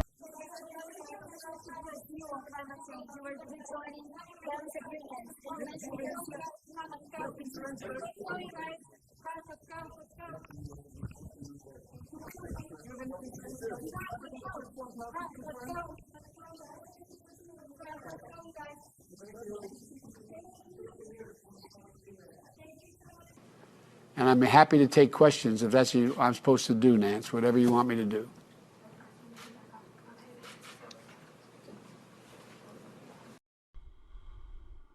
I'll take questions if you want me to, Nance. No, cut the feed! Cut the feed! Get them off the air! Those are the Q&As that we're talking about. Mr. President, I have Christ in the Lord. Mr. President, they had a conviction. Smile and nod, Joe. Smile and nod. Just transparency from here to there, up, down, left and right. Complete transparency. Shout all the questions you like, folks. Shout them out. He'll hear them, probably. He might think of some of them. This was the return to normalcy. They told us there'd be a return to normalcy. We'll shout questions at you. You don't have to answer. We don't have to do follow-ups. Your press secretary can just say that she's going to circle back. We're returning to normalcy. This gets me into something I talk about often on here. Folks, you have to continue to find the smaller outlets like us. We are, of course, a conservative-based outlet, but at the same time, they're squashing us and pushing us down further and further and further. The big outlets, of course, on the left aren't going to show any of this, and the ones that we know on the right, except for a few, they're really not keeping this out there. Continue to stay with us, the smaller outlets. We're doing everything we can to show this to you. We know that you guys don't have all this time to go searching through videos. I spend a lot of time doing this. I do it because I really want to get the message out. People tell me that I speak well, I have a good presentation, and I decided to do this show. Juan came to me and said, hey, would you like to have a show? You've got a good voice. People need to hear it. Okay, I'm putting it out there. I want to do this. I'll do the legwork. We'll work together. We'll find this stuff. We'll get it forward for you. Continue to stick with us. We're going to keep doing the best that we can. Find other smaller outlets. I'm okay with that too. There was a lot of networking I saw when I was at CPAC. We're all trying to get the message out. Remember, try to stay with us, folks. They're going to continue to squash us down, but we're going to continue to do what we can. Back to good old Joe being Mr. Transparent. They can't let him flounder too much. They can't let him talk too much. If they do, you saw what I showed earlier, they can't let him do it. Now, he could pull a Cuomo. He could say he's not going to talk and then just not stop talking. Cuomo, for the troubles that he's had, this all started with him putting out a tweet saying something along the lines of, we understand that these allegations have been made, no further comment. And he won't stop commenting. That's all he's doing. I guess maybe we could ask that of Biden, but Cuomo can't stop talking up there. And man, do those troubles continue to mount. He's got a lot of problems coming his way. But what they're doing is distracting us again. That was Distract and Conquer was last week. And this is all in an effort to keep their power. Not Mario, his father was Mario. Andrew, sorry, there's so many Cuomos. I almost talked about Fredo. Andrew Cuomo is the current governor, obviously. Extremely powerful. Extremely powerful. What are we not talking about here? We're not talking about the COVID-related deaths from his decision to send elderly, infected patients back to the nursing homes. We're not talking about that. And I called, I believe it was on the show last week, and yes, I'll pat myself on the back and break my arm doing it when I'm right, which is often. I called that they're going to continue to use this to distract. They're not going to cover the COVID-related deaths, and if and when he should be pushed out, it will be due to these sexual harassment allegations that are coming against him. And it's happening more and more. It's starting to happen so much you can't ignore it. Now, that being said, as I was preparing for the show tonight, there was a breaking headline that there was more graphic detail that was out from one of the more recent accusers. And they've added to their allegations. I immediately went over to CNN. Nothing. What they've been doing for the last few days in order to get credit for covering it is one tiny little link in the bottom right corner. One tiny little link in the bottom right corner. What was on their site at the time? What am I getting in the stimulus bill? They're not going to cover this at all. Can't possibly do it because they have to help the Democrats keep their power. In his state, he's facing the possibility of impeachment, but it was filed by the minority, and they're not covering that either. That's a really hard one to find. These articles of impeachment were actually filed. They're not going to get him on the COVID-related deaths that are tied to him. They wanted to say that every death in America was in Trump's hands, but an actual decision that drove higher deaths, not tied to Biden. I'm sorry, not tied to Andrew Cuomo at all. But you're not going to find coverage over that. What's really gotten me kind of disgusted about this is the media saying, people in the media saying things like, well, if there's a fourth who comes up, oops. If there's a fifth one, oops. If there's a sixth one, They tried to destroy Kavanaugh, all of them. And Cuomo was on that. Now, Justice Kavanaugh faced allegations at the time, and they wanted him basically locked up and burned at the stake. Cuomo had said things along the lines of, there's no due process here for this situation. But now we have Cuomo in this situation with allegations, and he wants his due process, which I advocate for. And the media isn't just declaring, well, it seems true. It's real. There's a lot of them, too. There's a lot of them. Juan, please play for me cut 4. Let's hear what these accusers have to say. Anna Liz was a policy and operations aide in the Cuomo administration nearly a decade ago, making accusations that are similar to the accusations of other young women who've come forward to accuse the governor of acting inappropriately. She says he kissed her on the cheek and posed for a picture with her, but her accusations have a number of twists. I'm not claiming sexual harassment per se. I'm just saying that it wasn't a safe space for young women to work, or women in general. 2 of the 3 women accusing the New York governor of sexual harassment speak out, both former employees. Without explicitly saying it, he implied to me that I was old enough for him and he was lonely. But there is another more troubling accusation, and it involves Lindsay Boylan, the first of 5 women to charge Governor Cuomo with sexual harassment. Let me start off by saying I'm not here to cast judgment on these people. I made a joke about casting judgment earlier. In this situation, I want to be very sincere. It is not my place to cast judgment one way or the other when it comes to anyone coming forward with accusations and with allegations. Not my place. Not my place to discuss the veracity of these claims. That's not my place to do that. I am, however, going to advocate that these women be heard, they be taken seriously, and then due process happens. That is the universal application of the law. These women are to be heard, to be taken seriously, and then due process is applied, just like everyone else. I want to be very clear and very sincere about that. I want this process to be done correctly, where the women are heard, they are taken seriously, and due process happens going forward.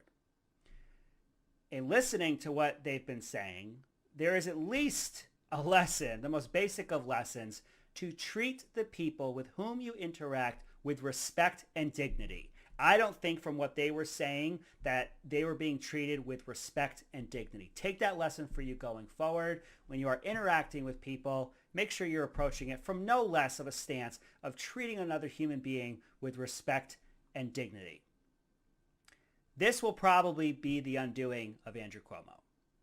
However, that being said, it's not going to cause him to be pushed out now. I've heard a theory. It's not my own, but I'm actually agreeing with it.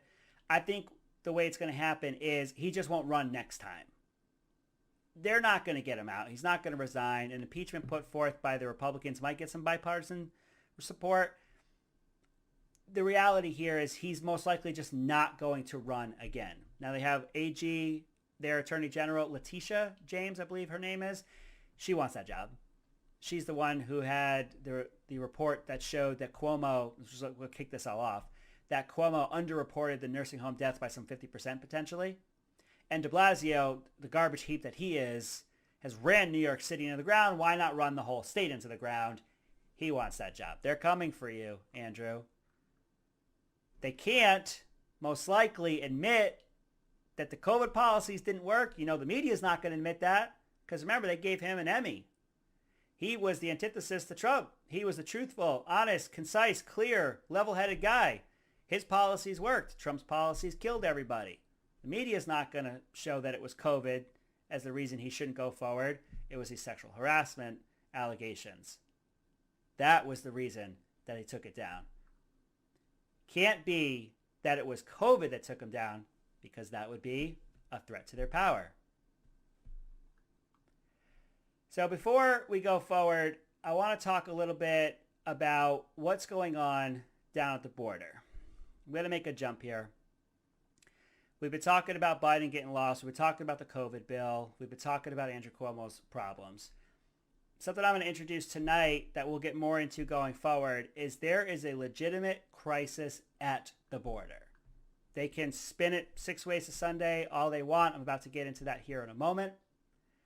There's a legitimate crisis at the border, and it comes down to the language they're using is a more compassionate approach. No, you're opening the doors, you're opening the gates, you're saying, come on in. We've ended the Remain in Mexico policy, which said when we catch you at the border, you have to stay in Mexico for your court date. Now, they're not calling it catch and release, but we're going to catch you, and then you will be let into the country with a date to return. And we have a massive influx of children and families. So, of course, we have to put children places. Now, we're not putting them in cages, right? Juan, can you please play for me cut 5? And Jacob, now there's an increase in the number of children crossing the border without their parents. There are, Shep, and I think, the important context for that is during every presidential transition, you do see an uptick in people crossing the southwest border, including unaccompanied migrant children. And I think where you see some bipartisan pushback on the Biden administration tonight and this week is over the use of what's called temporary influx facilities. You might remember the Tornillo tent city in the desert during the family separation crisis, or the Homestead facility down there in South Florida. The reason that people are upset about this, both left and right, is that these are unlicensed facilities. The oversight mechanisms for these facilities are not in place in the way that they would be for a permanent shelter. These are not the facilities that were referred to as kids in cages. They're not. These are certainly not the facilities known as kids in cages. He specifically told us that. It is true. You know what? It actually is true. It actually is true. These were the facilities that were referred to as concentration camps for children, as per Biden and as per Harris on the campaign trail. So well done, sir. Well done. You know that people know that term, kids in cages. These are not the kids in cages. These are the ones that they said were concentration camps. So kudos to you. Well done, sir. Go back to the beginning of that where he said, let me give you the context. Gross. Gross. Let me give to you the way that you should be looking at this. Let me set for you the stage so that way you see it the way I want you to see it. Let me give to you the lens by which you need to look through to make sure that you see it correctly. Let me give you the context is absolutely code for let me tell you what to think. Let me tell you what to think. And man, Shepard Smith is so greasy. That dude, I just can't stand him. I absolutely can't stand him. I do absolutely love that they called it the family separation crisis. Did you catch that one too? There was the family separation crisis. So when there's people brought in and the families are separated and they go to this exact facility, when that happens under Trump, it's the family separation crisis. It's real. They came, they had to separate them, they had to put the children in these facilities, family separation crisis. Under Joe Biden, it's humane. It's not a family separation crisis. It's being humane. These facilities were open during Trump, unacceptable. Open during Biden, not only are they acceptable, we're using special application of the rules when it comes to COVID. First of all, they were opened up, not kids in cages. I know. You've already told me that. I see it the way you want me to see it. However, we have COVID to contend with. So we couldn't open this up to full capacity. CDC says 50%. 50%. Okay. Well, now we have so many, and it's not a family separation crisis. It's not. But now we have so many, the CDC says, you know what? 100%. Go to 100%, but keep in mind, you're probably going to get some COVID positive patients. Meanwhile, schools are still closed in America.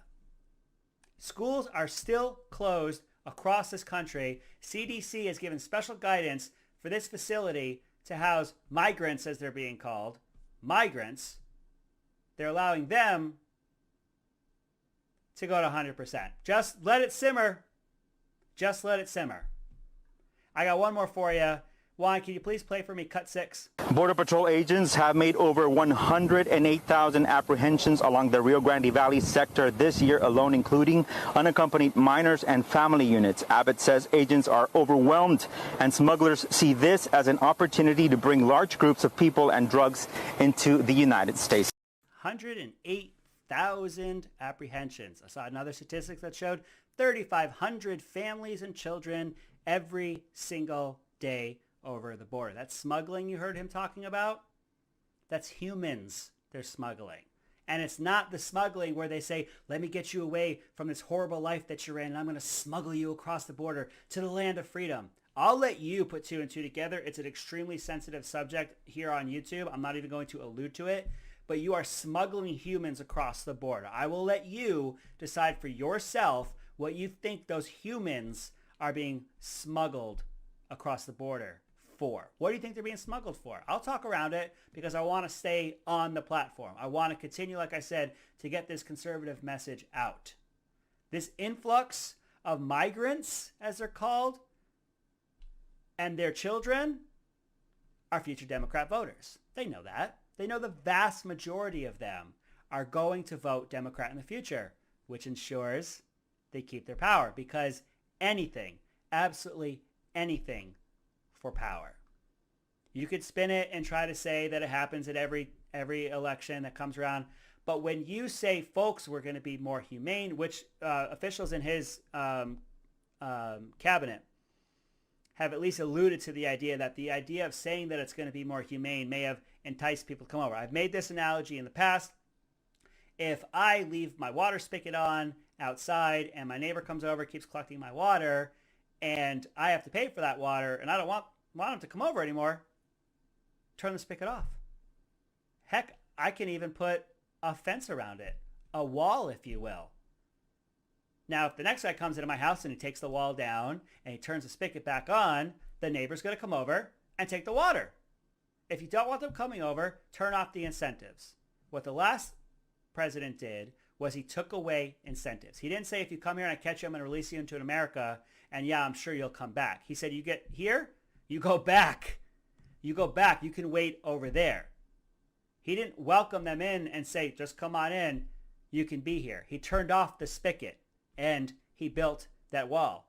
Unfortunately, because they couldn't get it funded, it didn't get completed. And I'm going to go deep cut on you here. It was Paul Ryan. It was Paul Ryan when he was Speaker of the House. We had the House, we had the Senate, we had the White House. Trump wanted that wall. Paul Ryan did not take up the budget for that wall. I put that at Paul Ryan's feet. And then, of course, once we lost the House, the Democrats did absolutely everything they could to keep that from happening. I went deep on you there, but that one's been bugging me for a while.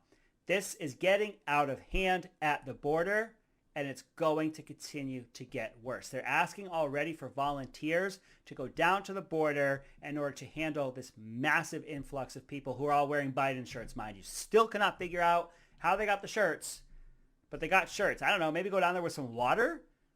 Maybe go down there with some medicine? No, let's bring them shirts. It makes a really, really nice picture. This is part of the overreach. This is part of the rebuilding that I've been talking about that can be reversed when we take back the Congress, both chambers, the House and the Senate. That happens in 2022. I'm going to keep reminding you. There's always a dip in voter participation in the midterms between presidential elections. We're going to go out there and force. We're going to put, like number 45 said, strong conservative Republicans in there. We need to take back that House. We need to take back that Senate, and we can reverse this in time for 2024. And with all that being said, that has been my 2 cents on anything for power.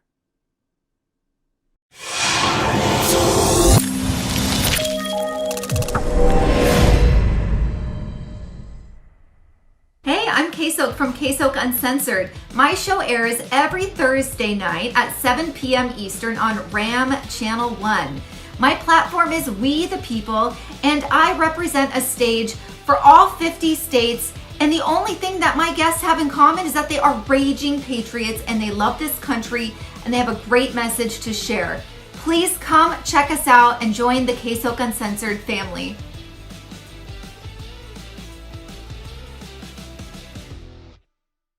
unborn child is worth more than all the guns. Hi, I'm a child, and yeah, my life is worth more than all the guns of the earth. So let's just get something straight. Criminals don't follow laws. That's why they're called criminals, because they break the law. So by you disarming all of us and taking away all of our firearms, you just made sure that the law-abiding citizens couldn't protect themselves and that criminals were the only ones with firearms. But here's my story.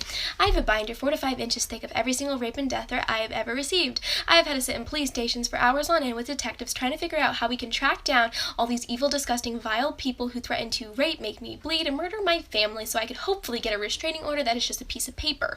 I have had people threaten to come to my house at 2 in the morning after they got done tearing down some statues, threatening to rape me, rape my mom, murder my family, murder my dogs, and, burn my house to the ground. So I have to ask, what do you suggest that I do? Should I get pepper spray or maybe a My Uterus, My Opinion t-shirt? Because at the end of the day, they're going to do what they want, and I'm going to use my firearm to defend the lives of my family, my friends, and myself. So come and take them. Bullying and violence, virtue signaling, and the dangerous effects of Biden's minimum wage hike. I'm Dan Wass. This is the Loaded Mic.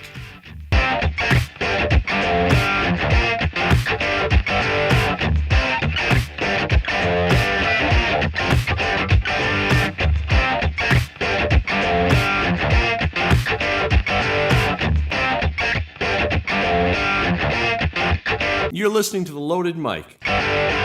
Kids can be bullies, but the minute the victim fights back, the bullying stops. Is bullying a form of violence? Probably. Is it a form of dominance? Maybe. But regardless, bullying seems to be inherent in human nature. We see it on the playgrounds of our elementary schools. We see it in the boardrooms of our corporations. We see it among soccer moms. And we see it in politics. If bullying is a form of violence, and violence is inherent in our nature, and the violence typically ends when we stand up to it, why would we choose to be unarmed in a society where violence is present all around us? Why do we let politicians tell us that we can't defend ourselves against violent predators? With over 300 million people in America and over 1 million violent attacks occurring each year in America, we each have about a 1 in 300 chance of being the victim of a violent attack. Yet politicians do everything they can to make us unarmed and helpless against those attackers. New York Democrats are trying desperately to pass a bill that would implement an additional 10-day waiting period to purchase a firearm, any firearm. The bill is called Assembly Bill A00449, and it puts people at risk. Do they not want people to protect themselves? I'm here with John Chiara today, and we're going to talk today about bullying, violence, the difference between the two, and why Democrats are always trying to make potential victims defenseless. What's going on, John? Defenseless victims. That's right. Fortify the target. That's always my plan. Well, it's happening, and they're trying with this new bill. And, where's my $10? So just so people know, John put a $10 bill on the table saying that and I'll tell Danny Wass Jr., saying that if I did the monologue without any mistakes, that I'd get the $10. See, Dan was confused. This is the actual process. You put it out there as an incentive. Your brain runs the same process, and then I just take it away. As long as you get the result you want, that's all that matters, right? That's how things work in today's world, as long as I get the result that we want. No, the $10 matters. Oh, the $10. Anyway, so we're having technical difficulties, but hey. Nah, we're good. Whatever, that's all right. Okay, so I wanted to talk about why is it that politicians see the violence in our society and still don't want people to be able to defend themselves. We know how many. You probably know. You've heard me say it a zillion times. How many defensive gun uses are there in America? 2.4 million or something like that. 2.5 million. Yeah, a lot. And even if only a fraction of that's true, the concept holds, right? It doesn't matter. I mean, why would you take one person's ability away? You don't want to take anybody's ability away. That's kind of where this all goes, right? The media, politicians look at stuff and say, well, there's fires burning in Portland for 100 and some days, but boy, those guys with those Viking hats and plastic wire ties going in the Capitol. They're the threat to our society. It's upside down, right? It's crazy. Well, I've heard people try to debunk that Gary Kleck study, that 2.5 million study, and they'll say that it's not that many. And so, okay, so let's say it's not. I think there were some of them said that it was about 1 million. Okay. 800,000 defensive gun uses. And it's funny to hear them say that, because then you ask them, how many gun-related deaths are there? And they'll use this number, 30 to 40,000 per year. Which we know breaking down isn't that at all. Take 60% out of there right away, because those are suicides. And then you take away cop-related, you're down to about 10 or 11,000 homicides with gun, and most of those are gang related. So this is what we're down to. We're down to 10 or 11 homicides by gun, and they're arguing that the 2.5 million defensive gun uses isn't accurate. It's more like 1 million. Okay. So you got 1 million defensive. In other words, 1 million lives potentially saved over here, and you've got 10 to 11,000 gun-related deaths over here. Do they not see the logic of the plus whole? The other variable there is those 11,000 or whatever it is are people that are breaking the law. The 1 million are people defending themselves against people that are breaking the law. Almost always. So it would seem in a nation of laws that should come up first, right? That should be the first filter that we run stuff through. Right. Is somebody here committing a crime? I think that if they are, our view of them should be different than the person who's defending themselves or the person they're committing a crime against. I totally agree with you. But now enter in this component where the criminal, the violent criminal, is no longer a criminal. He's a victim of society because he or she, mostly he, it's not their fault, right? They're victims of society, whether it's poverty or whatever. So the social justice warriors will say, well, the victims aren't really victims, or the perpetrators are actually victims, is what they're saying. So what they've done is they've created this kind of idea where you're building compassion for violent people, and you're also creating a narrative where gun owners, lawful gun owners, American citizens, are somehow now these reckless terrorists, these white supremacist terrorists. So they create the narrative that's completely flip-flopped, completely backwards from what it actually is. Well, like you say, if they create this compassion, it doesn't seem to be across the board, because they're not compassionate towards rapists, right? They're bad guys no matter what, right? Unless they're victims of... Unless they're Democrats. I don't know. I'd like to see some rape stats. That's pretty interesting. I wonder who commits now. You didn't hear a whole lot about, some of the Democrats that were accused of child pornography and rape and assault, sexual assault. Right. They don't say a whole lot about that because they're Democrats. So that's a difference. This is all political. I don't care what you say. It's all political. Right. I mean, we have these ideas and we have these concepts where criminals here, good guys here, guns are good, guns are bad, we have all these concepts, but all of it goes away when you add a Democrat or a Republican. Because what happens then is the narrative the facts don't matter anymore. Right. They'll shift the narrative and fabricate the narrative to defend the Democrats and vilify the Republicans. And it's worse now. I mean, I get in discussions every day with people where, it's horrible. Like, why aren't we doing the right thing here? If you were all worried about doing the right thing for the last 4 years, and now when something comes up where you can do the right thing or not, in your mind and in my mind, something we can even agree on, right? Well, it's always it's somebody else's fault, and it's almost always somebody in the other party's fault, and it's always because of some loophole in the narrative that only applies to this situation. A lot of that comes about because I think a lot of the politics turns into, as long as my guy gets in, then it's all good. But they don't flip that the other way and say, well, your guy lost, so okay, well then leave my guy alone then and go run the country, Right? Leave my guy alone.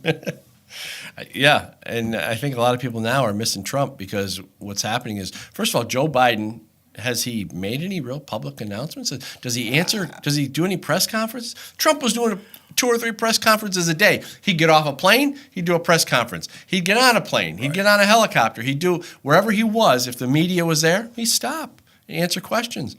Joe, I don't think can answer questions. I don't think he can. It's completely different. I don't think he can tie his shoes. Poor Joe. Poor Joe. Illegitimate Joe. I wish him well. I hope he does good things. He and doesn't stuff, belong in there. They pushed him in there. They put him in there so they could use him to push through all. Well, that's why. If anybody objective looks at the whole election process and the people involved and think that that's normal, I got a bridge to show them. It's just there's way too many variables that were completely different from every other election that we've ever had to think that it's all fine and nothing went wrong or nothing was plotted or planned or anything else. Like you say, why is Biden the candidate? Why is Kamala the vice president? Would she get 1% of the vote in the primaries? Nobody wanted her to be on the ticket. She wasn't voted in. Democrats didn't even want her. She was chosen. It's part of an agenda, I guess. It looks like anyway. Here's the 2 components that I look when we talk about the election fraud. The 2 components that I look at that are just so blatantly obvious that I don't understand how people aren't talking about it more. One, you had Trump pulling down 50,000 plus at his events. Every day he'd be doing an event and he'd be pulling in these massive crowds of people. The enthusiasm was there, and that last speech he did at the Capitol, there's a picture, and maybe we can find the B-roll of this. But do we know how many were there? I don't know, but it was just unbelievable. That rally was just massive. One of the biggest rallies that we can you time spot that and see if you can find that picture? Thanks. Plus, the people that were a block away, of course, are just as guilty as the guy with the Viking hat and the guy with the wire ties going in. Oh yeah. Well, they were all in on the coup, right? They all knew what was going on. They're all part of the plan. As soon as Trump said peacefully, blah blah blah, whatever he said, we're talking about standing up for your rights and fighting for a free election or fighting for transparent elections, whatever the exact words were. The guy 3 blocks away was like pulling his gun out and shooting in the air and stuff, probably. Like, what the heck was going on? But this is what people seem to visualize. People talk about that, like, well, all these people. Like, well, all these people who? What are you talking about? What, were there 100 people that went in the Capitol and did what they did? And we don't even know who half of them are. Well, and there's a lot of speculation that a lot of them were left-wingers infiltrating the group. Well, it's a perfect place to cause problems in front of all the news cameras. All you got to do is put a MAGA hat on and go in there and start. So I hope more of that comes out. But the point that I was trying to make was that you got these massive crowds. Joe Biden couldn't draw flies. He couldn't. You saw his rallies. Nobody showed up. How does that? So number one, how does that guy not only beat Trump in number of votes, but I gotta brace myself when I say this. More votes than anyone in history. He got more votes.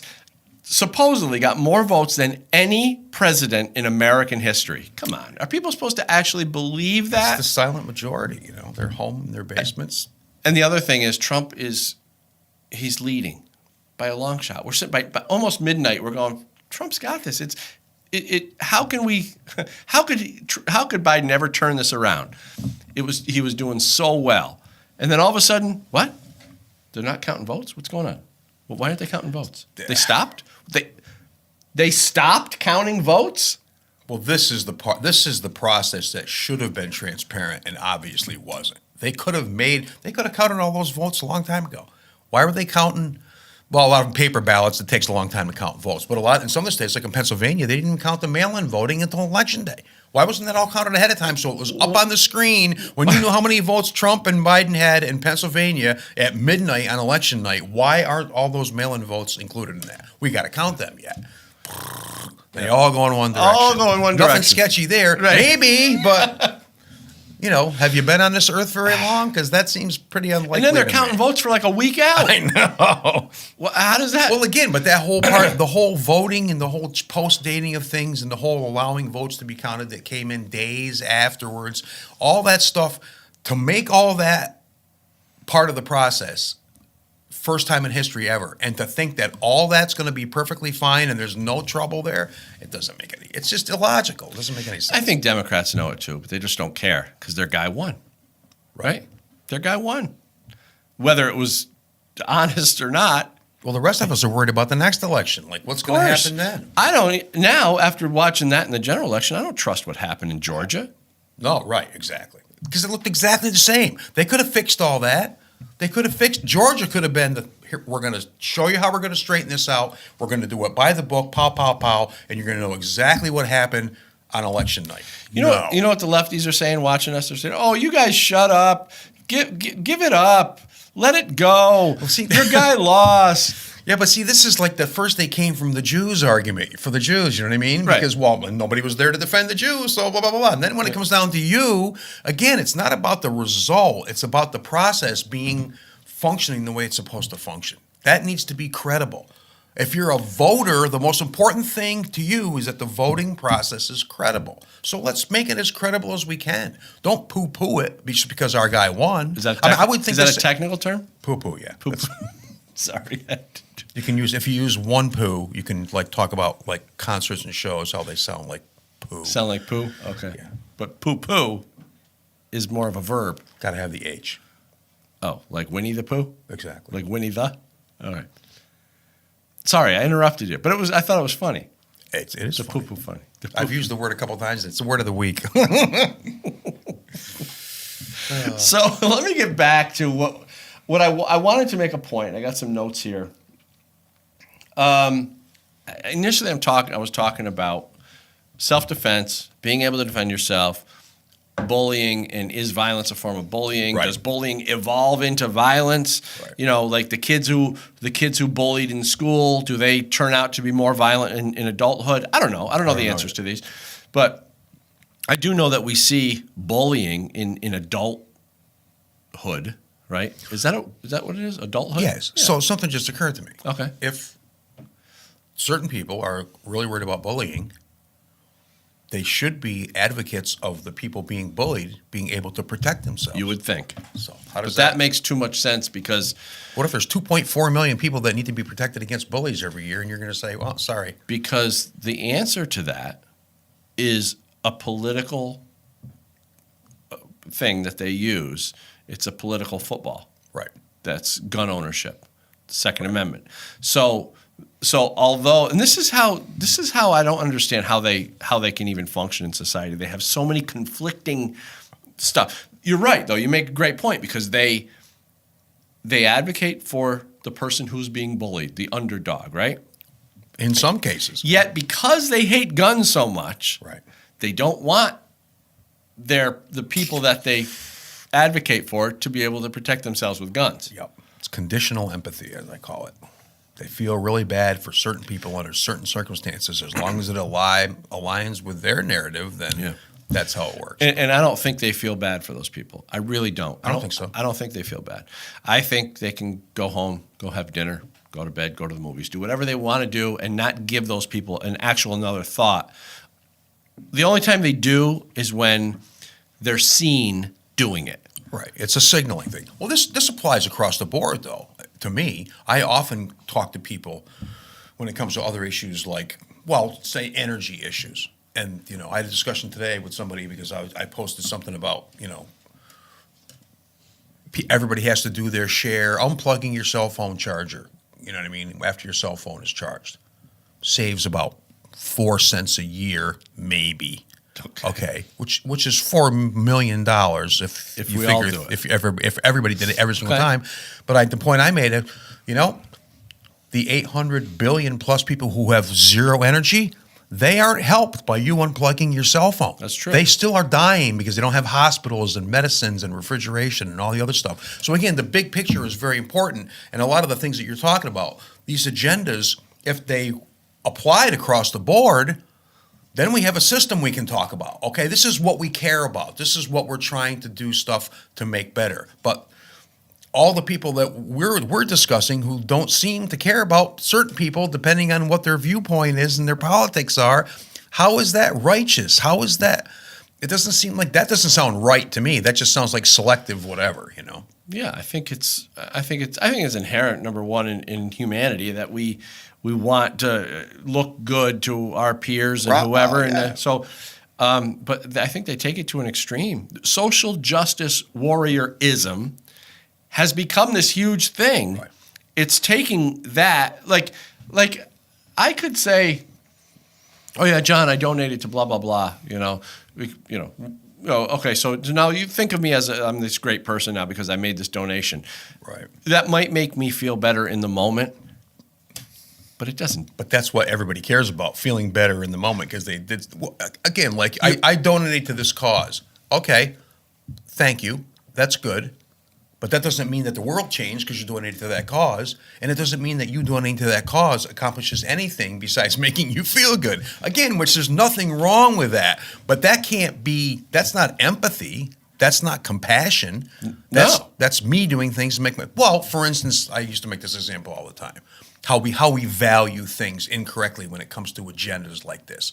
Say I used to go once in a while and serve food on Thanksgiving. At a mission somewhere, right? A homeless shelter or whatever.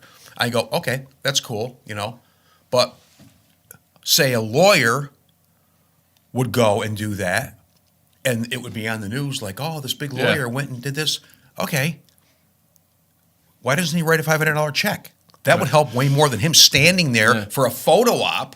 But nowadays, because the internet is so fast and so instant, you do something here and everybody in England knows exactly what you did. Everybody around the world knows. It's instant fame, instant recognition, and everything else. Yeah. And that drives the agenda as much as anything else. Not only that, I think it feeds the ego too. Right. So what happens then is these social justice warriors, whether they're the mask Nazis or whether they're the open border advocates, whether they're the climate change alarmists, whatever their little cause is, not only do they get that instant recognition, but what I think they've done now is they've turned it into an industry of advocacy because, hey, if I can get a little bit of recognition here, let's do it big. Right. And then we'll really get more, And a lot of times I don't think it's, and I think we talked about this on the last show, I don't think it's really about the cause as much as it is about the personal pumping their ego. Right. Because you look at those climate change activists, those climate alarmists, the people who are out there. Greta, she's 18 now. Yeah, and they go and you watch these rallies. And then after they leave, the place is a freaking disaster. There's garbage, tents, like all sorts of. That's part of a whole bunch of effects that happen because of the economics of climate change policy. A lot of that is due to something called the rebound effect, where, if I go on a diet for 6 months and save, $500 by not eating meat, then I go out and spend that money on a vacation. There's no gain. You just made yourself feel good, and you made yourself look good to all the people that already agree with you. It's consensus building, and the media plays on this, and it plays into the way our minds work like nothing else. This is like heroin to your brain, right? Oh, I'm part of the group. I'm doing the right thing. These people are wrong. I'm right. I'm better than you. You got no right to tell. Ban that book. Take that person off of Twitter. We don't want to hear what they have to say. We judge the world. It's kind of a God complex almost. It's kind of weird. Well, don't they realize how silly they look when people start to become aware of their truth? You look at them and you see that they're full of crap. They're really full of it. Well, again, but if they only hang around with people that agree with them all the time, they never get called on anything. Right. And then when you try to call them, they're like, oh, you're against this and you're against that. No. Racist. I'm for some critical thinking here. Let's look at like I said the other day, read the words, ask a question. Let's talk about the idea that we're talking about that's in play here. This is the thing, is that people are so bubbled up in a lot of these situations that they don't even see what the idea is. They just know what they think they have to say because everybody agrees. That's how it is when you're in a bubble. Everybody agrees. It's an echo chamber. That's the definition of echo chamber. Yeah. Very scary. Bubble. Boy in a bubble. Well, it's really scary because now people make it personal and they judge your character by what they think your affiliation with some cause is, or whatever. You know what I mean? And it's really well, they've shallow. already defined all the causes. They think they know what. Yeah, you're right. They think they know the character of the person involved, and because of the way they've shaped it in their minds. Well, it's all like it's the same as had a discussion today about the Super Bowl. A lot of discussions today. I was up early. But the Super Bowl, a lot of people are saying, okay, well, you can't say that, they lost. They can't say that because of bad calls against the Buccaneers, that's why the game was lost. No. But there were bad calls. Yeah. You don't ignore the data because it doesn't fit in with what you've already decided. Right. I have enough information to make my choice, therefore this other stuff doesn't matter. Why would it not matter? Right. It might matter to the whole system of what you might matter to the game, Wasn't right? there You a want to look at the next game and be able to have credible officials. Wasn't there a Seahawks game or something? I can't remember that. There was one bad call and they where it might have mattered. I know there's somebody watching this right now that knows what I'm talking about. The team lost because of a bad call, therefore they didn't get to go to the where it mattered. Yeah, right. To the Super Bowl, I think it was. I can't remember what game it was. Why did I think it was the Seahawks? Maybe it was. I don't know. But anyway, yeah. So it can affect. A bad call or bad things can affect the situation. So I get your point. Maybe we shouldn't ignore that. Well, you can do whatever you want, and it goes right back to the election situation. Right. It might not have made a difference. That doesn't mean we don't want to know what happened. Yeah. Because next time, what if it happens twice as much, and it might have made a difference? Right. Again, you have to analyze the system and figure out what's going on. You can't just because my guy won, everything's fine. Screw you. Right. Next time. We're technically advanced enough now where I'm pretty sure we can go back and analyze that whole election and audit everything. And somebody on the radio today or on a show today went through a way to do that where you could at least get an inkling of what's going on. See, and again, this is the thing where a rational person would say, thanks for pointing at me. I'm making the point because you're the man. Would say, show me some information that shows, give me an example of what you're talking about so I can look at it in context and say, okay, that could have happened. So therefore, the whole idea of all these things, it's not to give you an answer. It's to give you places to look for stuff. If that's there, because you can't prove a negative. You can't prove there was no election fraud. But that's not the point. The point is that you want to look at all the data so you know where to look to find out if something was happening. Right. It's a multi-layered thing, which takes, again, getting out of your bubble, because that layer is a bubble. You got to pop your head out and say, okay, there's a possibility here. But with a lot of people, when you try to give them a rational, example of something that might be a possibility, they're writing you off. They're writing you because they've already decided what your character is because you don't support what they think is right. So therefore, they throw the whole baby out with the bathwater. Critical thinking goes out the window. And we end up with the kind of discussions that we have. There were no bad calls in that game. Well, actually, there was, right? Yeah. We saw at least one or two. The pass interference stuff they were calling was like, we didn't touch them. What's going on there? Anyway, but it all goes back to politics. It all goes back to agenda. It all goes back to the fact that many of us are willing to draw conclusions based on whatever we think is necessary and just ignore the rest. Yeah, I don't want to ignore the rest. I want things to be fair. I want to know. Yeah. It's not going to, even if it doesn't change anything, I want to know. It's not going to put Trump back in the White House, but I want to know that the process is credible. Why would you not want to know that? I don't know. I can never get anybody to answer that. Why do you not want to know? I don't know I know we were watching the Super Bowl together, but you left at halftime. So I went on and watched the rest of the game, and I think I saw this after you left. Sue and I were watching it, and there was one. Who was it? It was the one of the guys from the Buccaneers, I think, went and he kind of like taunted. I don't know. He was doing Brady, right?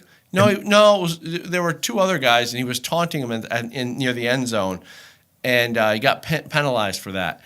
And I'm thinking, man, he got penalized for that. Back in the day, whatever the day is, I don't think he would get penalized. It was like, yeah, it was like okay, he shouldn't have done it. It was stupid. It looked pretty arrogant and just a bad move, but it doesn't affect the game. No, right? It's like, come on. I mean, these guys, everyone's excited. You know, it's like, yeah, he's stuffing it in his face. He's going, yeah. Right. So who cares, really? Who cares? Is it hurt his feelings? Oh, we can't hurt our opponent's feelings. I don't know. It was stupid. As opposed to watching a basketball game and guys are walking around the court with a ball in their hand and nobody's getting called for traveling or walking or anything anymore. I saw some basketball last week and I'm like, what's going on? They're like, chum, chum. I'm like, I thought they had to dribble the ball every step they took. We got to wrap it. Okay. We'll be right back after this.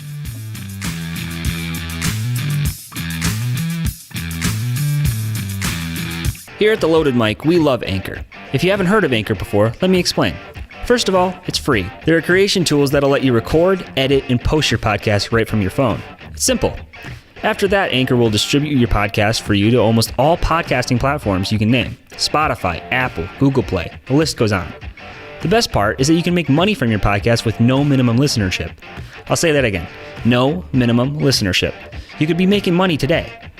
Everything you need to make a podcast, it's all here. So download the free Anchor app or go to anchor.fm to get started.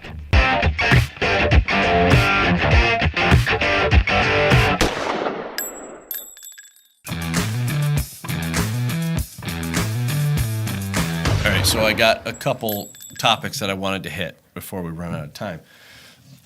We talked a little bit earlier, and we talked about the over 8 million new gun owners in 2020. First-time gun owners, right?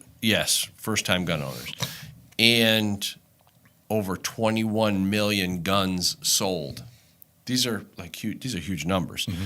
So the question is, why? Why are we seeing 8 million new gun owners who've never been gun owners before in 2020 and such a huge spike in gun sales? Why? Why are we seeing this? Afraid of being bullied? It wasn't a true question. Afraid of being bullied. Maybe. Right. That and the fact that I think a lot of people are thinking that they better get them now before they make it harder to get. Might be part of it. Sure. Might be part of it. But I would agree with that. And I would also say that a lot of that in the new gun owners are probably because they realize that they could be in danger. I mean, look at the freaking riots all over the country. And the police can't help you. All summer long. Somebody breaks in your house during a riot, what are you going to do, call cops? Some states have laws that you can't, you must retreat. Retreat? Are you kidding me? Retreat to where? The bathtub? What do you do? Yeah. Yeah. So I like the stand your ground, where you have the right to stand your ground. Especially in your own home. I don't see how anybody can argue with that, though. Well, they do. Right. Believe me. They don't want you to, and they want to use like New York wants to use equal force. So in other words... How do you know what they have? You know if the guy's got a gun in his back pocket? You don't know when they break in. How do you know? Well, if somebody's coming and stabbing you... Wait, let me get a knife. Yeah. Oh, I got to... Hold on. Let me put my baseball bat down. No, my gun. I got to put my gun down. Right. And I got to get a knife so we're equal. See, that's funny. We should make a cartoon movie about that. That is pretty funny stuff. But anyway, so the point to that is people are concerned. They want to be able to protect themselves and their families, and so let's move on. I got a couple other things I wanted to hit on. Biden administration, illegitimate Joe keeps talking about a minimum wage hike. Right. So they want to raise the minimum wage. I don't understand how people can support this because it's nothing. You and I talked about this earlier. Nothing's going to change. Right. Do we honestly think that minimum wage workers, by voting for Joe Biden, are smarter than CEOs, executives, and shareholders of large corporations? Do we really think that by voting for Joe, you made a wiser decision and you're going to outsmart the big businesses? Do we really think that? Must be, right? I mean, if they agree, as long as you agree, it's all that matters. And these arguments have been tossed around for, decades at this point, right, with the minimum wage stuff. And, it's not a living wage. It's not supposed to be a living wage. When I made minimum wage, I was living at home. I wasn't living out on my own, renting an apartment, paying car payments. I lived at home. That's what it's for. Those jobs are for college kids, high school kids, people who don't need to the funny thing that I hear all the time is, how are you supposed to raise a family on minimum wage? You're not. Right? That's not the idea of the whole thing, you know? And the reason I brought up the point that business owners and CEOs are smarter than minimum wage workers is because as soon as you raise the minimum wage, do you honestly think that the business owners are going to take the hit? Oh, sure. Right out of their pocket. What did I see yesterday? Was it Tom Brady? Tom Brady got said some a couple company, $200 million, whatever, and he took loans, pandemic loans, right? And then he went out and bought a boat. And I'm like, and like, what does that have to do with his business getting a business loan? Right. He went out and bought a boat. This is the connection people make, though. They don't. This is the people that have never run a business or never had a corporation or even worked for a corporation where they were involved in anything. They know nothing about any of this stuff. It seems they say stuff that's so ridiculous. Like, what's that got to do? That's his personal life. Why can't he do what he wants? The funny thing is that these people are so ridiculous when they think that, you know, you're going to raise the minimum wage because these business owners are stealing it from they're making these people work for nothing and all this stuff. No, it's just that's where the market kind of evaluates, and that's where the market lands. Right. The free market is like water. It levels out at its own. So that business owner is going to raise prices if he has to. That's the point. He's not going to make less money than he made last year because this person who's doing the same job, or a new person coming in, worse, a new person coming in with no experience, has got to get $15 an hour to stock shelves or whatever they have to do. Okay, I mean, back in the day, what did those people do? Join the military? They did something, right? Because they knew they weren't going to survive on a minimum wage job. Right. The point is, as soon as illegitimate Joe comes in and says you got to pay him $15 an hour for an $8 an hour job, I can even imagine. The business owners are going to go, okay, they're going to sit down and they're going to have their meetings and they're going to say, okay, what are we going to do here? Where are we? How are we going to make up the loss? Because they're not going to take the hit. They can't. This is the thing, is that so many people that are advocating this, they think that the business owner can just take the hit. No idea of any of the numbers, no idea of any of his expenses, anything whatsoever. Even small business. We're talking about a friend of ours. Absolutely. Who's got a small business, and the cost of oil is going up, so his product is going to go up. Right. You think he's going to take the hit? No. Can't. He's gonna just raise his prices. He still has loan payments to make on the equipment that he bought, and vehicle payments and insurance payments and everything else. That's not going to go down because the price of oil goes up. So it's kind of funny to watch these people, you know, say, oh, these big, mean old corporations making all this money, taking advantage of people. Now we're going to get them.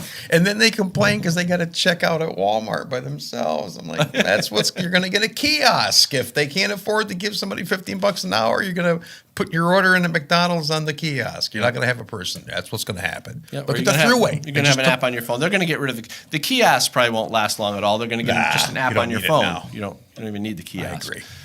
But so that's definitely what's gonna happen. It's funny to me that they can still think that they're somehow outsmarting plus for the people that are businesses. the next level up. Say I've been working somewhere for 2 years. I started making $8 an hour. Now I'm making $15 an hour. Now Joe Blow comes in off the street, 18 years old. He's got to make $15 an hour. So do I get an $8 raise because of that? Well, the owner should be able to absorb all that, right? Oh, sure. They never think of the next level of that. Yeah. If it goes up here, everything up here should go up, right? Otherwise, you're going to have a bunch of pretty mad people up here because they've been there putting their time in. Well, it's the same thing with that and the student loan forgiveness and everything else, where basically all the responsible people that put in the time and work and effort are the ones that end up getting screwed. They don't think about that. They must not think about that stuff because it's so obvious. These are just basic common sense principles. If you've run a business. But again, I think this is the kind of thing where we talk about education and how it's, the education system is failing Americans and stuff. This is the kind of stuff that we should be teaching people so they have an awareness of how these different systems work because they don't know. I mean, one person I follow online, he's got the whole artist card category that he has. You can tell by the way people talk if they're an artist or not because they just don't understand anything about economics whatsoever. Right. Oh, it should be this. Okay, that's beautiful, but How are you going to make money with it? How, you're right, it might be nice and, you know, creative and whatever, and but how does it bring profit? A business relies on just a couple very simple components. You have to produce a profit. Right. That's the idea of a business. That's the idea. You have to, because it's the money that fuels the company and pays the shareholders. And so the two components you need, first of all, you need a good product or service, because that's what you're selling, and you need to make money for your shareholders, period. I mean, those are two components. The employees might as well be just a necessary component. It's just something you need. You don't want. It's a side effect. Yeah. You have to have it in order to do the job that you need done. If businesses can function without employees, they would, and many of them do. Right. But somehow, politics has brought people to a point where they feel entitled to a job, and they feel like the business owes them something. No, if the business could throw you to the curb now, it probably would. Now, of course, you get these business owners that go out there and they say, no, my employees are the most important thing. I do this to create jobs. I don't believe it for a minute. That's poo. It's poo. Is that poo or poo-poo? Either one. Yeah. But that's the thing, is that there's going to be bad people in wherever you look. There's going to be people that are doing things that we don't agree with and stuff, and who might very well be taking advantage of people for all we know. I mean, I know a few people in my world that actually do take advantage of people, and I don't even know if they know if conscious or not. If they get away with it, it's not. It's the person's fault for letting them get away with it. Well, you don't have to work for that company. See, and this is what's gone away. The whole buyer beware concept has been lost, because I had a discussion the other day with someone talking about media, talking about the banning of books and the banning of people from social media platforms and stuff. And they professed kind of an understanding of the concept of free speech and everything else. But then they said, but we have to protect people from being given wrong information. And I'm like, who decides that? Yeah. You? Me? I don't want to decide what's wrong for you to hear. Do whatever you want. People watch all kinds of TV shows I have no interest in. Why would I care? Yeah. I don't care. The sponsors sponsor. They make money. They see the ads. That's how the whole thing works. That's how the business works. Again, if we understand how all that works, you can put it in a place and say, okay, I get that. I choose what I want to participate in, and I choose what I don't want to participate in. But you don't tell other people what they can or can't do. Right. How does that work? You miss half the stuff that way. I don't know how we got to this point where now employees can run to the government and say, this company is mistreating me. Right. We need another regulation. Right. We need, and instead of going and talking to the boss, right, or whatever, or quitting, you don't have to take the job.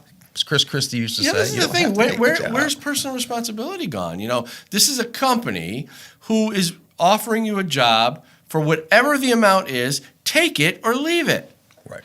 If you don't have the capabilities of starting your own business, take it or go find another job. Right. It's really. Or go train so you can get a better job. Get educated, get whatever skills you need, sure. And if you can't participate in that process, I understand that it's a tough situation. I mean, if you really don't have the intelligence to participate in what we're talking about and realize that if you want to better yourself, you have to go out and take the incentive and do something that's going to make you more valuable to other people, right? That's all it is. If you don't get that, well, that's the thing. If they don't teach you that as a child and you grow up feeling entitled, you end up where we are right now. Yeah. We've got a lot of entitled adults in this country. And, the idea that they would rather than create their own company or go find another job, they would rather run to the government and demand that this company they're working for be regulated even more, or be punished, or be reprimanded, or fined, or whatever. Right. What? This is not the way this is supposed to work. The free market is supposed to work differently. Well, it doesn't work. That's the thing, is that people think that it should work a certain way, but when this all plays out, it's not going to work. Because like you said before, the owners are going to do whatever they have to do. Yeah. I'm not going to lose money so you can get $15 an hour. Why would why would anybody go through? See, this is the whole thing too, is that people that aren't involved in this and don't understand how the businesses work, don't understand the incentive aspect of, I take a risk, therefore I reap the reward. That's how it's supposed to work. But if they don't get that, they just look at you going, you're taking stuff and I'm not getting enough and I don't like it. And yeah. And another thing that really annoys me is that there's so many, I could never work for a corporation. Like I said, I don't know if I told you, I became unemployable very early on when I realized that I could do this myself. I didn't need to go work for somebody else and make money for them and help them build their business. I'm gonna, and that's your choice, right? And that's how it should be. But if you had stayed there and you complained all the time, you would have got fired anyway, right? Because you became unemployable. But not only that, people are complaining if they get harassed at work. Somebody insults them or somebody, somehow harasses them or hurts their feeling or does a microaggression. It's gone so far where if I was the CEO or the boss or the manager or the foreman or whatever, I would be like, shut up. Stop your whining.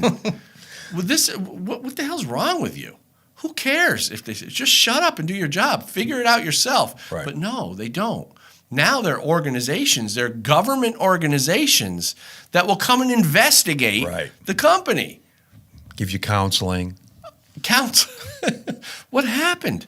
It wasn't. It changed. Well, I think it changed because the universities changed. I mean, a lot of people like Jordan Peterson and stuff, the academia has been corrupted because of all the flower children of the 60s were now in academia. So their whole view of the world was like, oh, everything's free, and I don't care about this, and I don't care about that.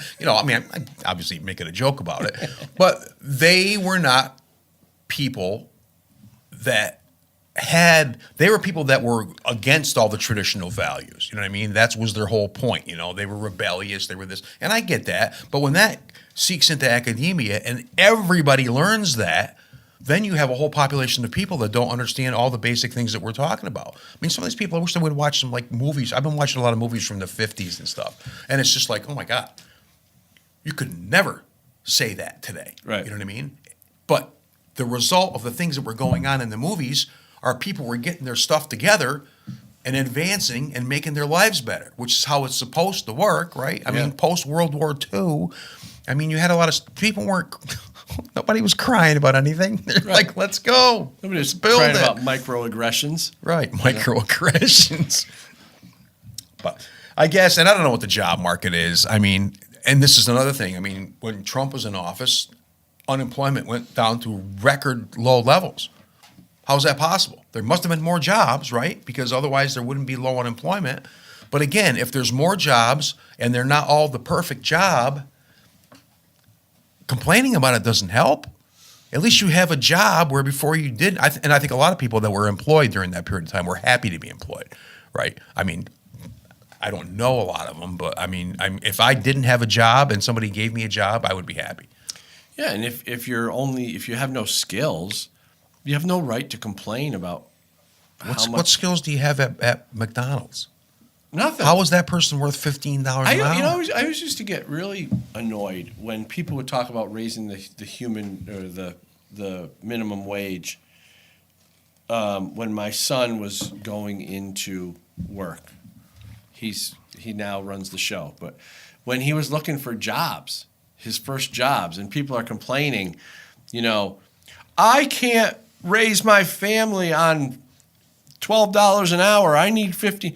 And I'm thinking to myself, you jackass, you're a grown adult. You're trying to raise a family on a lowest skill level job possible. You're taking this job from my son who's just now entering. Right. He's in high school. He's just now entering the workforce. And you're complaining while you're stealing his job and complaining you're not making enough money. That really pissed me off. So that's the type of stuff because I'm watching him interview and go and do job applications, and we had a job in a movie theater, job wherever, and he's like so excited to go and get this job. They didn't pay a lot, but it was great because he's living at home.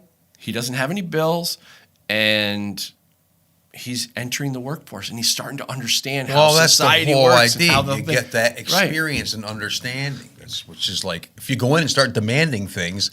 Well, then you got a grown adult who never developed the skills, who's trying not only to steal the job from my kid, my high school son, but he's complaining he's not making enough money. It's like that job wasn't intended for you in the first place. Where do you get off? That's the stuff. But they don't understand this. They think that they're entitled to a certain amount of money, whether or not they've developed any skills or talent. And on the flip side, if you're a coal miner, you can learn to be a programmer. Oh, God. Just like that. Freaking Biden. Freaking Biden. What was my other? So, yeah, okay. So let's talk about that because that was in my notes. I wanted to talk about the effects of Biden's minimum wage hike. I think we covered that. We have, what do we got for time left? Do we have any idea how much time? 10 minutes. Okay, so let's talk about a little bit about that. The no more pipeline. These guys, these people they're probably so happy that they're making good money. They're able to move this Keystone pipeline forward. Everyone's working, everybody's happy. We're going to have oil production. It's going to be great. And then illegitimate Joe comes along and squashes the whole thing through an executive order, which means nobody voted on it. Right. So I guess the good news is when Trump comes back in 2024, he can undo all Joe's. Notice how I said that? When Trump comes back. Or Jared comes back. Jared and Candace. Or Trump Jr. Or Trump Jr. But when hopefully 2024 we get a real president who's actually earned the votes and undoes all illegitimate. I think a lot's going to change in the next 4 years, for sure. People are going to find out a lot of stuff. Some people are going to find out a lot of stuff. Yeah. No, But how does that affect these people? These coal miners and these guys who are working on the pipeline? Well, again, this is part of the whole big picture nonsense where, again, discussing with people today, but unplugging your cell phones. The UN, if you want to take worst case scenarios, the UN did all these projections in 2018 for the Paris Accord stuff, right? And I guess the estimate in 2040, 74% of global energy is still going to be generated by fossil fuels. That's not a choice. That's to supply the needs that there are going to be. And this is the kind of thing that people that just seem to ignore, like these people need energy. If they don't have energy, they basically die, before their time or for reasons that can be prevented. And you're over here worrying about unplugging your cell phone charger and people are dying. So do we care about people or what do we care about? Are we just signaling like we talked about before? But all these numbers if people around the world need coal to survive, like China, they sign on to the Paris Accords, but they're not doing nothing until 2030. So they're building coal plants. They're using whatever they can to supply the energy that their population needs, which is that's the supply and demand, right? You can't deny supply. How can you ethically deny supply to people? So again, all the conversations don't include all these variables. They're just ignoring all this stuff. Yeah. And it's, again, just basically not understanding how things work with the pipeline. That was for tar sands from Canada to be transported to refineries in Texas that was going to be shipped out. The refineries in Texas are the only refineries in the whole country that can do that refining. So they still got to get the raw material somewhere to Texas, right? Or to Texas, or they'll just ship it to China. So how are they going to do it now? Let's put a truck on the road. That'll be better than a pipeline. So let's talk about that because we talked about that before. Don't they use like 20 or 25%? Yes. Of the oil just to transport exactly the product. That doesn't matter because that's not part of the agenda because we can't have the pipe. You know how many pipelines are in the United States right now? Pipelines. I saw the map. It's like spaghetti. It's insane. But this is new tech. This is and this is the thing that people don't understand either. They totally ignore the creeping of technology. Well, because this is this way now, in 20 years it'll be the same way. Really? What's like that? Look around in your room. Is this computer the same as it was 20 years ago? Nothing's the same as it was 20 years ago, technology-wise. So you got to build that into your view of how things are going to change. You can't take a static view. I mean, you can if you want to prove a point that's not really a point and basically make other people guilty. That's the whole. Yeah, it's the whole idea. That's the whole idea. Look, make me good and you guilty. It's bullying, really, is what it is. I think it's bullying. Well, it brings us right back around to, yeah. So what else is going on with Biden's minimum wage? What else are we talking about? That's it. I wanted to make sure. But the effect on jobs. I'm really interested in seeing what the effects on jobs are going to be, because a lot of these coal and oil worker people, I'm assuming, are not young people, right? They're mature men, mostly with families, and if they're going to be taken out of their jobs, who's going to pay for all that? What happens to the debt? Everybody's worried about the debt and the deficit. $1.9 trillion. That's great. Let's pile that up. Didn't the one of the Fox guys talk to? He asked the press secretary, "Where are all these jobs? Where are they? When are we going to get all these new green jobs that you're talking about?" And she totally avoided. Circle back. Circle back. She's circling back. She's circling back all over the place, trying to avoid the question, because the truth is they never figured that out. They never had a plan for creating new jobs. It's just, when are we supposed to have these green new jobs for this whole new technology for our that we haven't even created yet? Exactly, and that's the problem. You know, a friend of mine discussing solar and wind. Well, you know, fossil fuel is an obsolete technology. I'm like, really? Show me a business that runs on solar. Go ahead. Show me an industry that runs on solar anywhere in the world. Can't do it. So, not that I'm against it. Fine. You're going to put solar panels on your house and it helps. I got no problem with that whatsoever. I would love to see it. I would love to see solar and stuff. But it would have to be productive enough where it was providing what we need. People don't understand. Right. I mean, the thing with solar is it uses so much land space. The estimate I saw that if the United Kingdom was going to run completely on solar, they would need to have 1/4 to 1/3 of all the land in the country covered with solar panels. And when you cover land with solar panels, everything dies. You got no animals, you got no vegetation, you got nothing going on there. So first of all, because there might be no vegetation. So then you got flooding problems and all kinds of watershed problems and things going on. It's just all, again, by not understanding all the variables, you miss so much stuff. So the environmentalists, let me get this straight. The climate alarmists, that's a good word, are against oil and the pipeline. But they want these massive solar fields that will kill the environment. Right. That only work when the sun is shining. And that there's no viable storage mechanism for it. Trump used to say, no, sorry, we're not going to be able to watch TV tonight. Today the sun isn't shining. Well, that's the thing, and they did a thing. These people are so stupid. Some country in Africa some village in Africa, town wanted to be on the grid, right? And then they refused to put them on the grid because they had to run lines, whatever it was. So some solar company came in and says, "We're going to give you your own grid, separate solar panels, da da da da. You completely exist, give you all the energy you want." The kids couldn't even turn lights on in the morning to do their homework because it gave you about enough energy to charge your cell phones. Couldn't run refrigerators, which is the main thing that most of these people that are at real risk for is no refrigeration, because you can't store medicines and stuff. A lot of all the vaccines and stuff, they have to be refrigerated. They're no good. Not only that, but you're limited to food you can eat. Food goes bad. You're going to get bacteria. There's all sorts of stuff you'll get. And it goes into the meat eating aspect. Is like people that are vegetarians around the world, they're not vegetarians because they, don't want to cook their steak a certain way. They don't have any steak. They don't have anything. They have what they eat because that's all they have. Day to day, right? Whatever they can collect day to day. No energy. Cooking inside their dwellings with basically burning poo or charcoal or wood, and exposing themselves to all kinds of horrible environmental issues, respiratory situations. It's again, if you don't see the big picture. That'll be the title of this episode. Poo. It's not poo that. Well, we're out of time anyway. So I know. On that note, that was good. Thanks, Joe. Cool, thanks.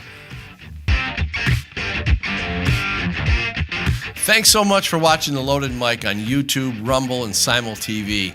You can also catch the podcast on Apple Podcasts, Spotify, Anchor, whatever your favorite podcast app is. We're there. I'm Dan Wass. The Second Amendment is not a privilege, it's your right.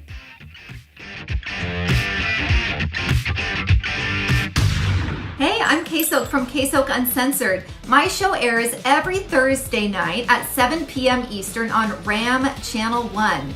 My platform is We the People, and I represent a stage for all 50 states. And the only thing that my guests have in common is that they are raging patriots and they love this country and they have a great message to share. Please come check us out and join the KSOK Uncensored family. Hey, this is Josh Barnes with Point of View, where we discuss the crucial questions that you have about the critical issues of our day from a biblical worldview. We believe that to be right about issues, you're going to have to be biblical about issues. Check out Point of View every Monday from 4 to 6 p.m. and every Tuesday night from 8 to 8:30 right here on Right America Media Network at ramtv.live. Join us for the next episode of Point of View and let the Bible change your perspective. Hi, America. My name is Savannah Lynn, and I'm the host of a political commentary podcast called The Savvy Truth. If you love God, love your family, and you love this country, you can tune in at Right America Media on Facebook or at ramtv.live. This podcast airs 7 Eastern and 6 Central.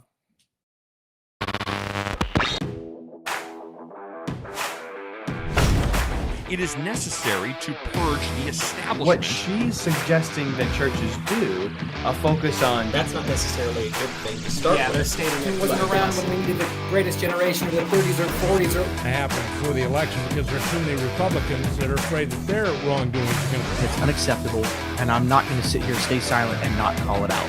I'm calling out the lies. With rules for Thanksgiving. Who the hell is he to tell us what we're supposed to do? Do they think that we are so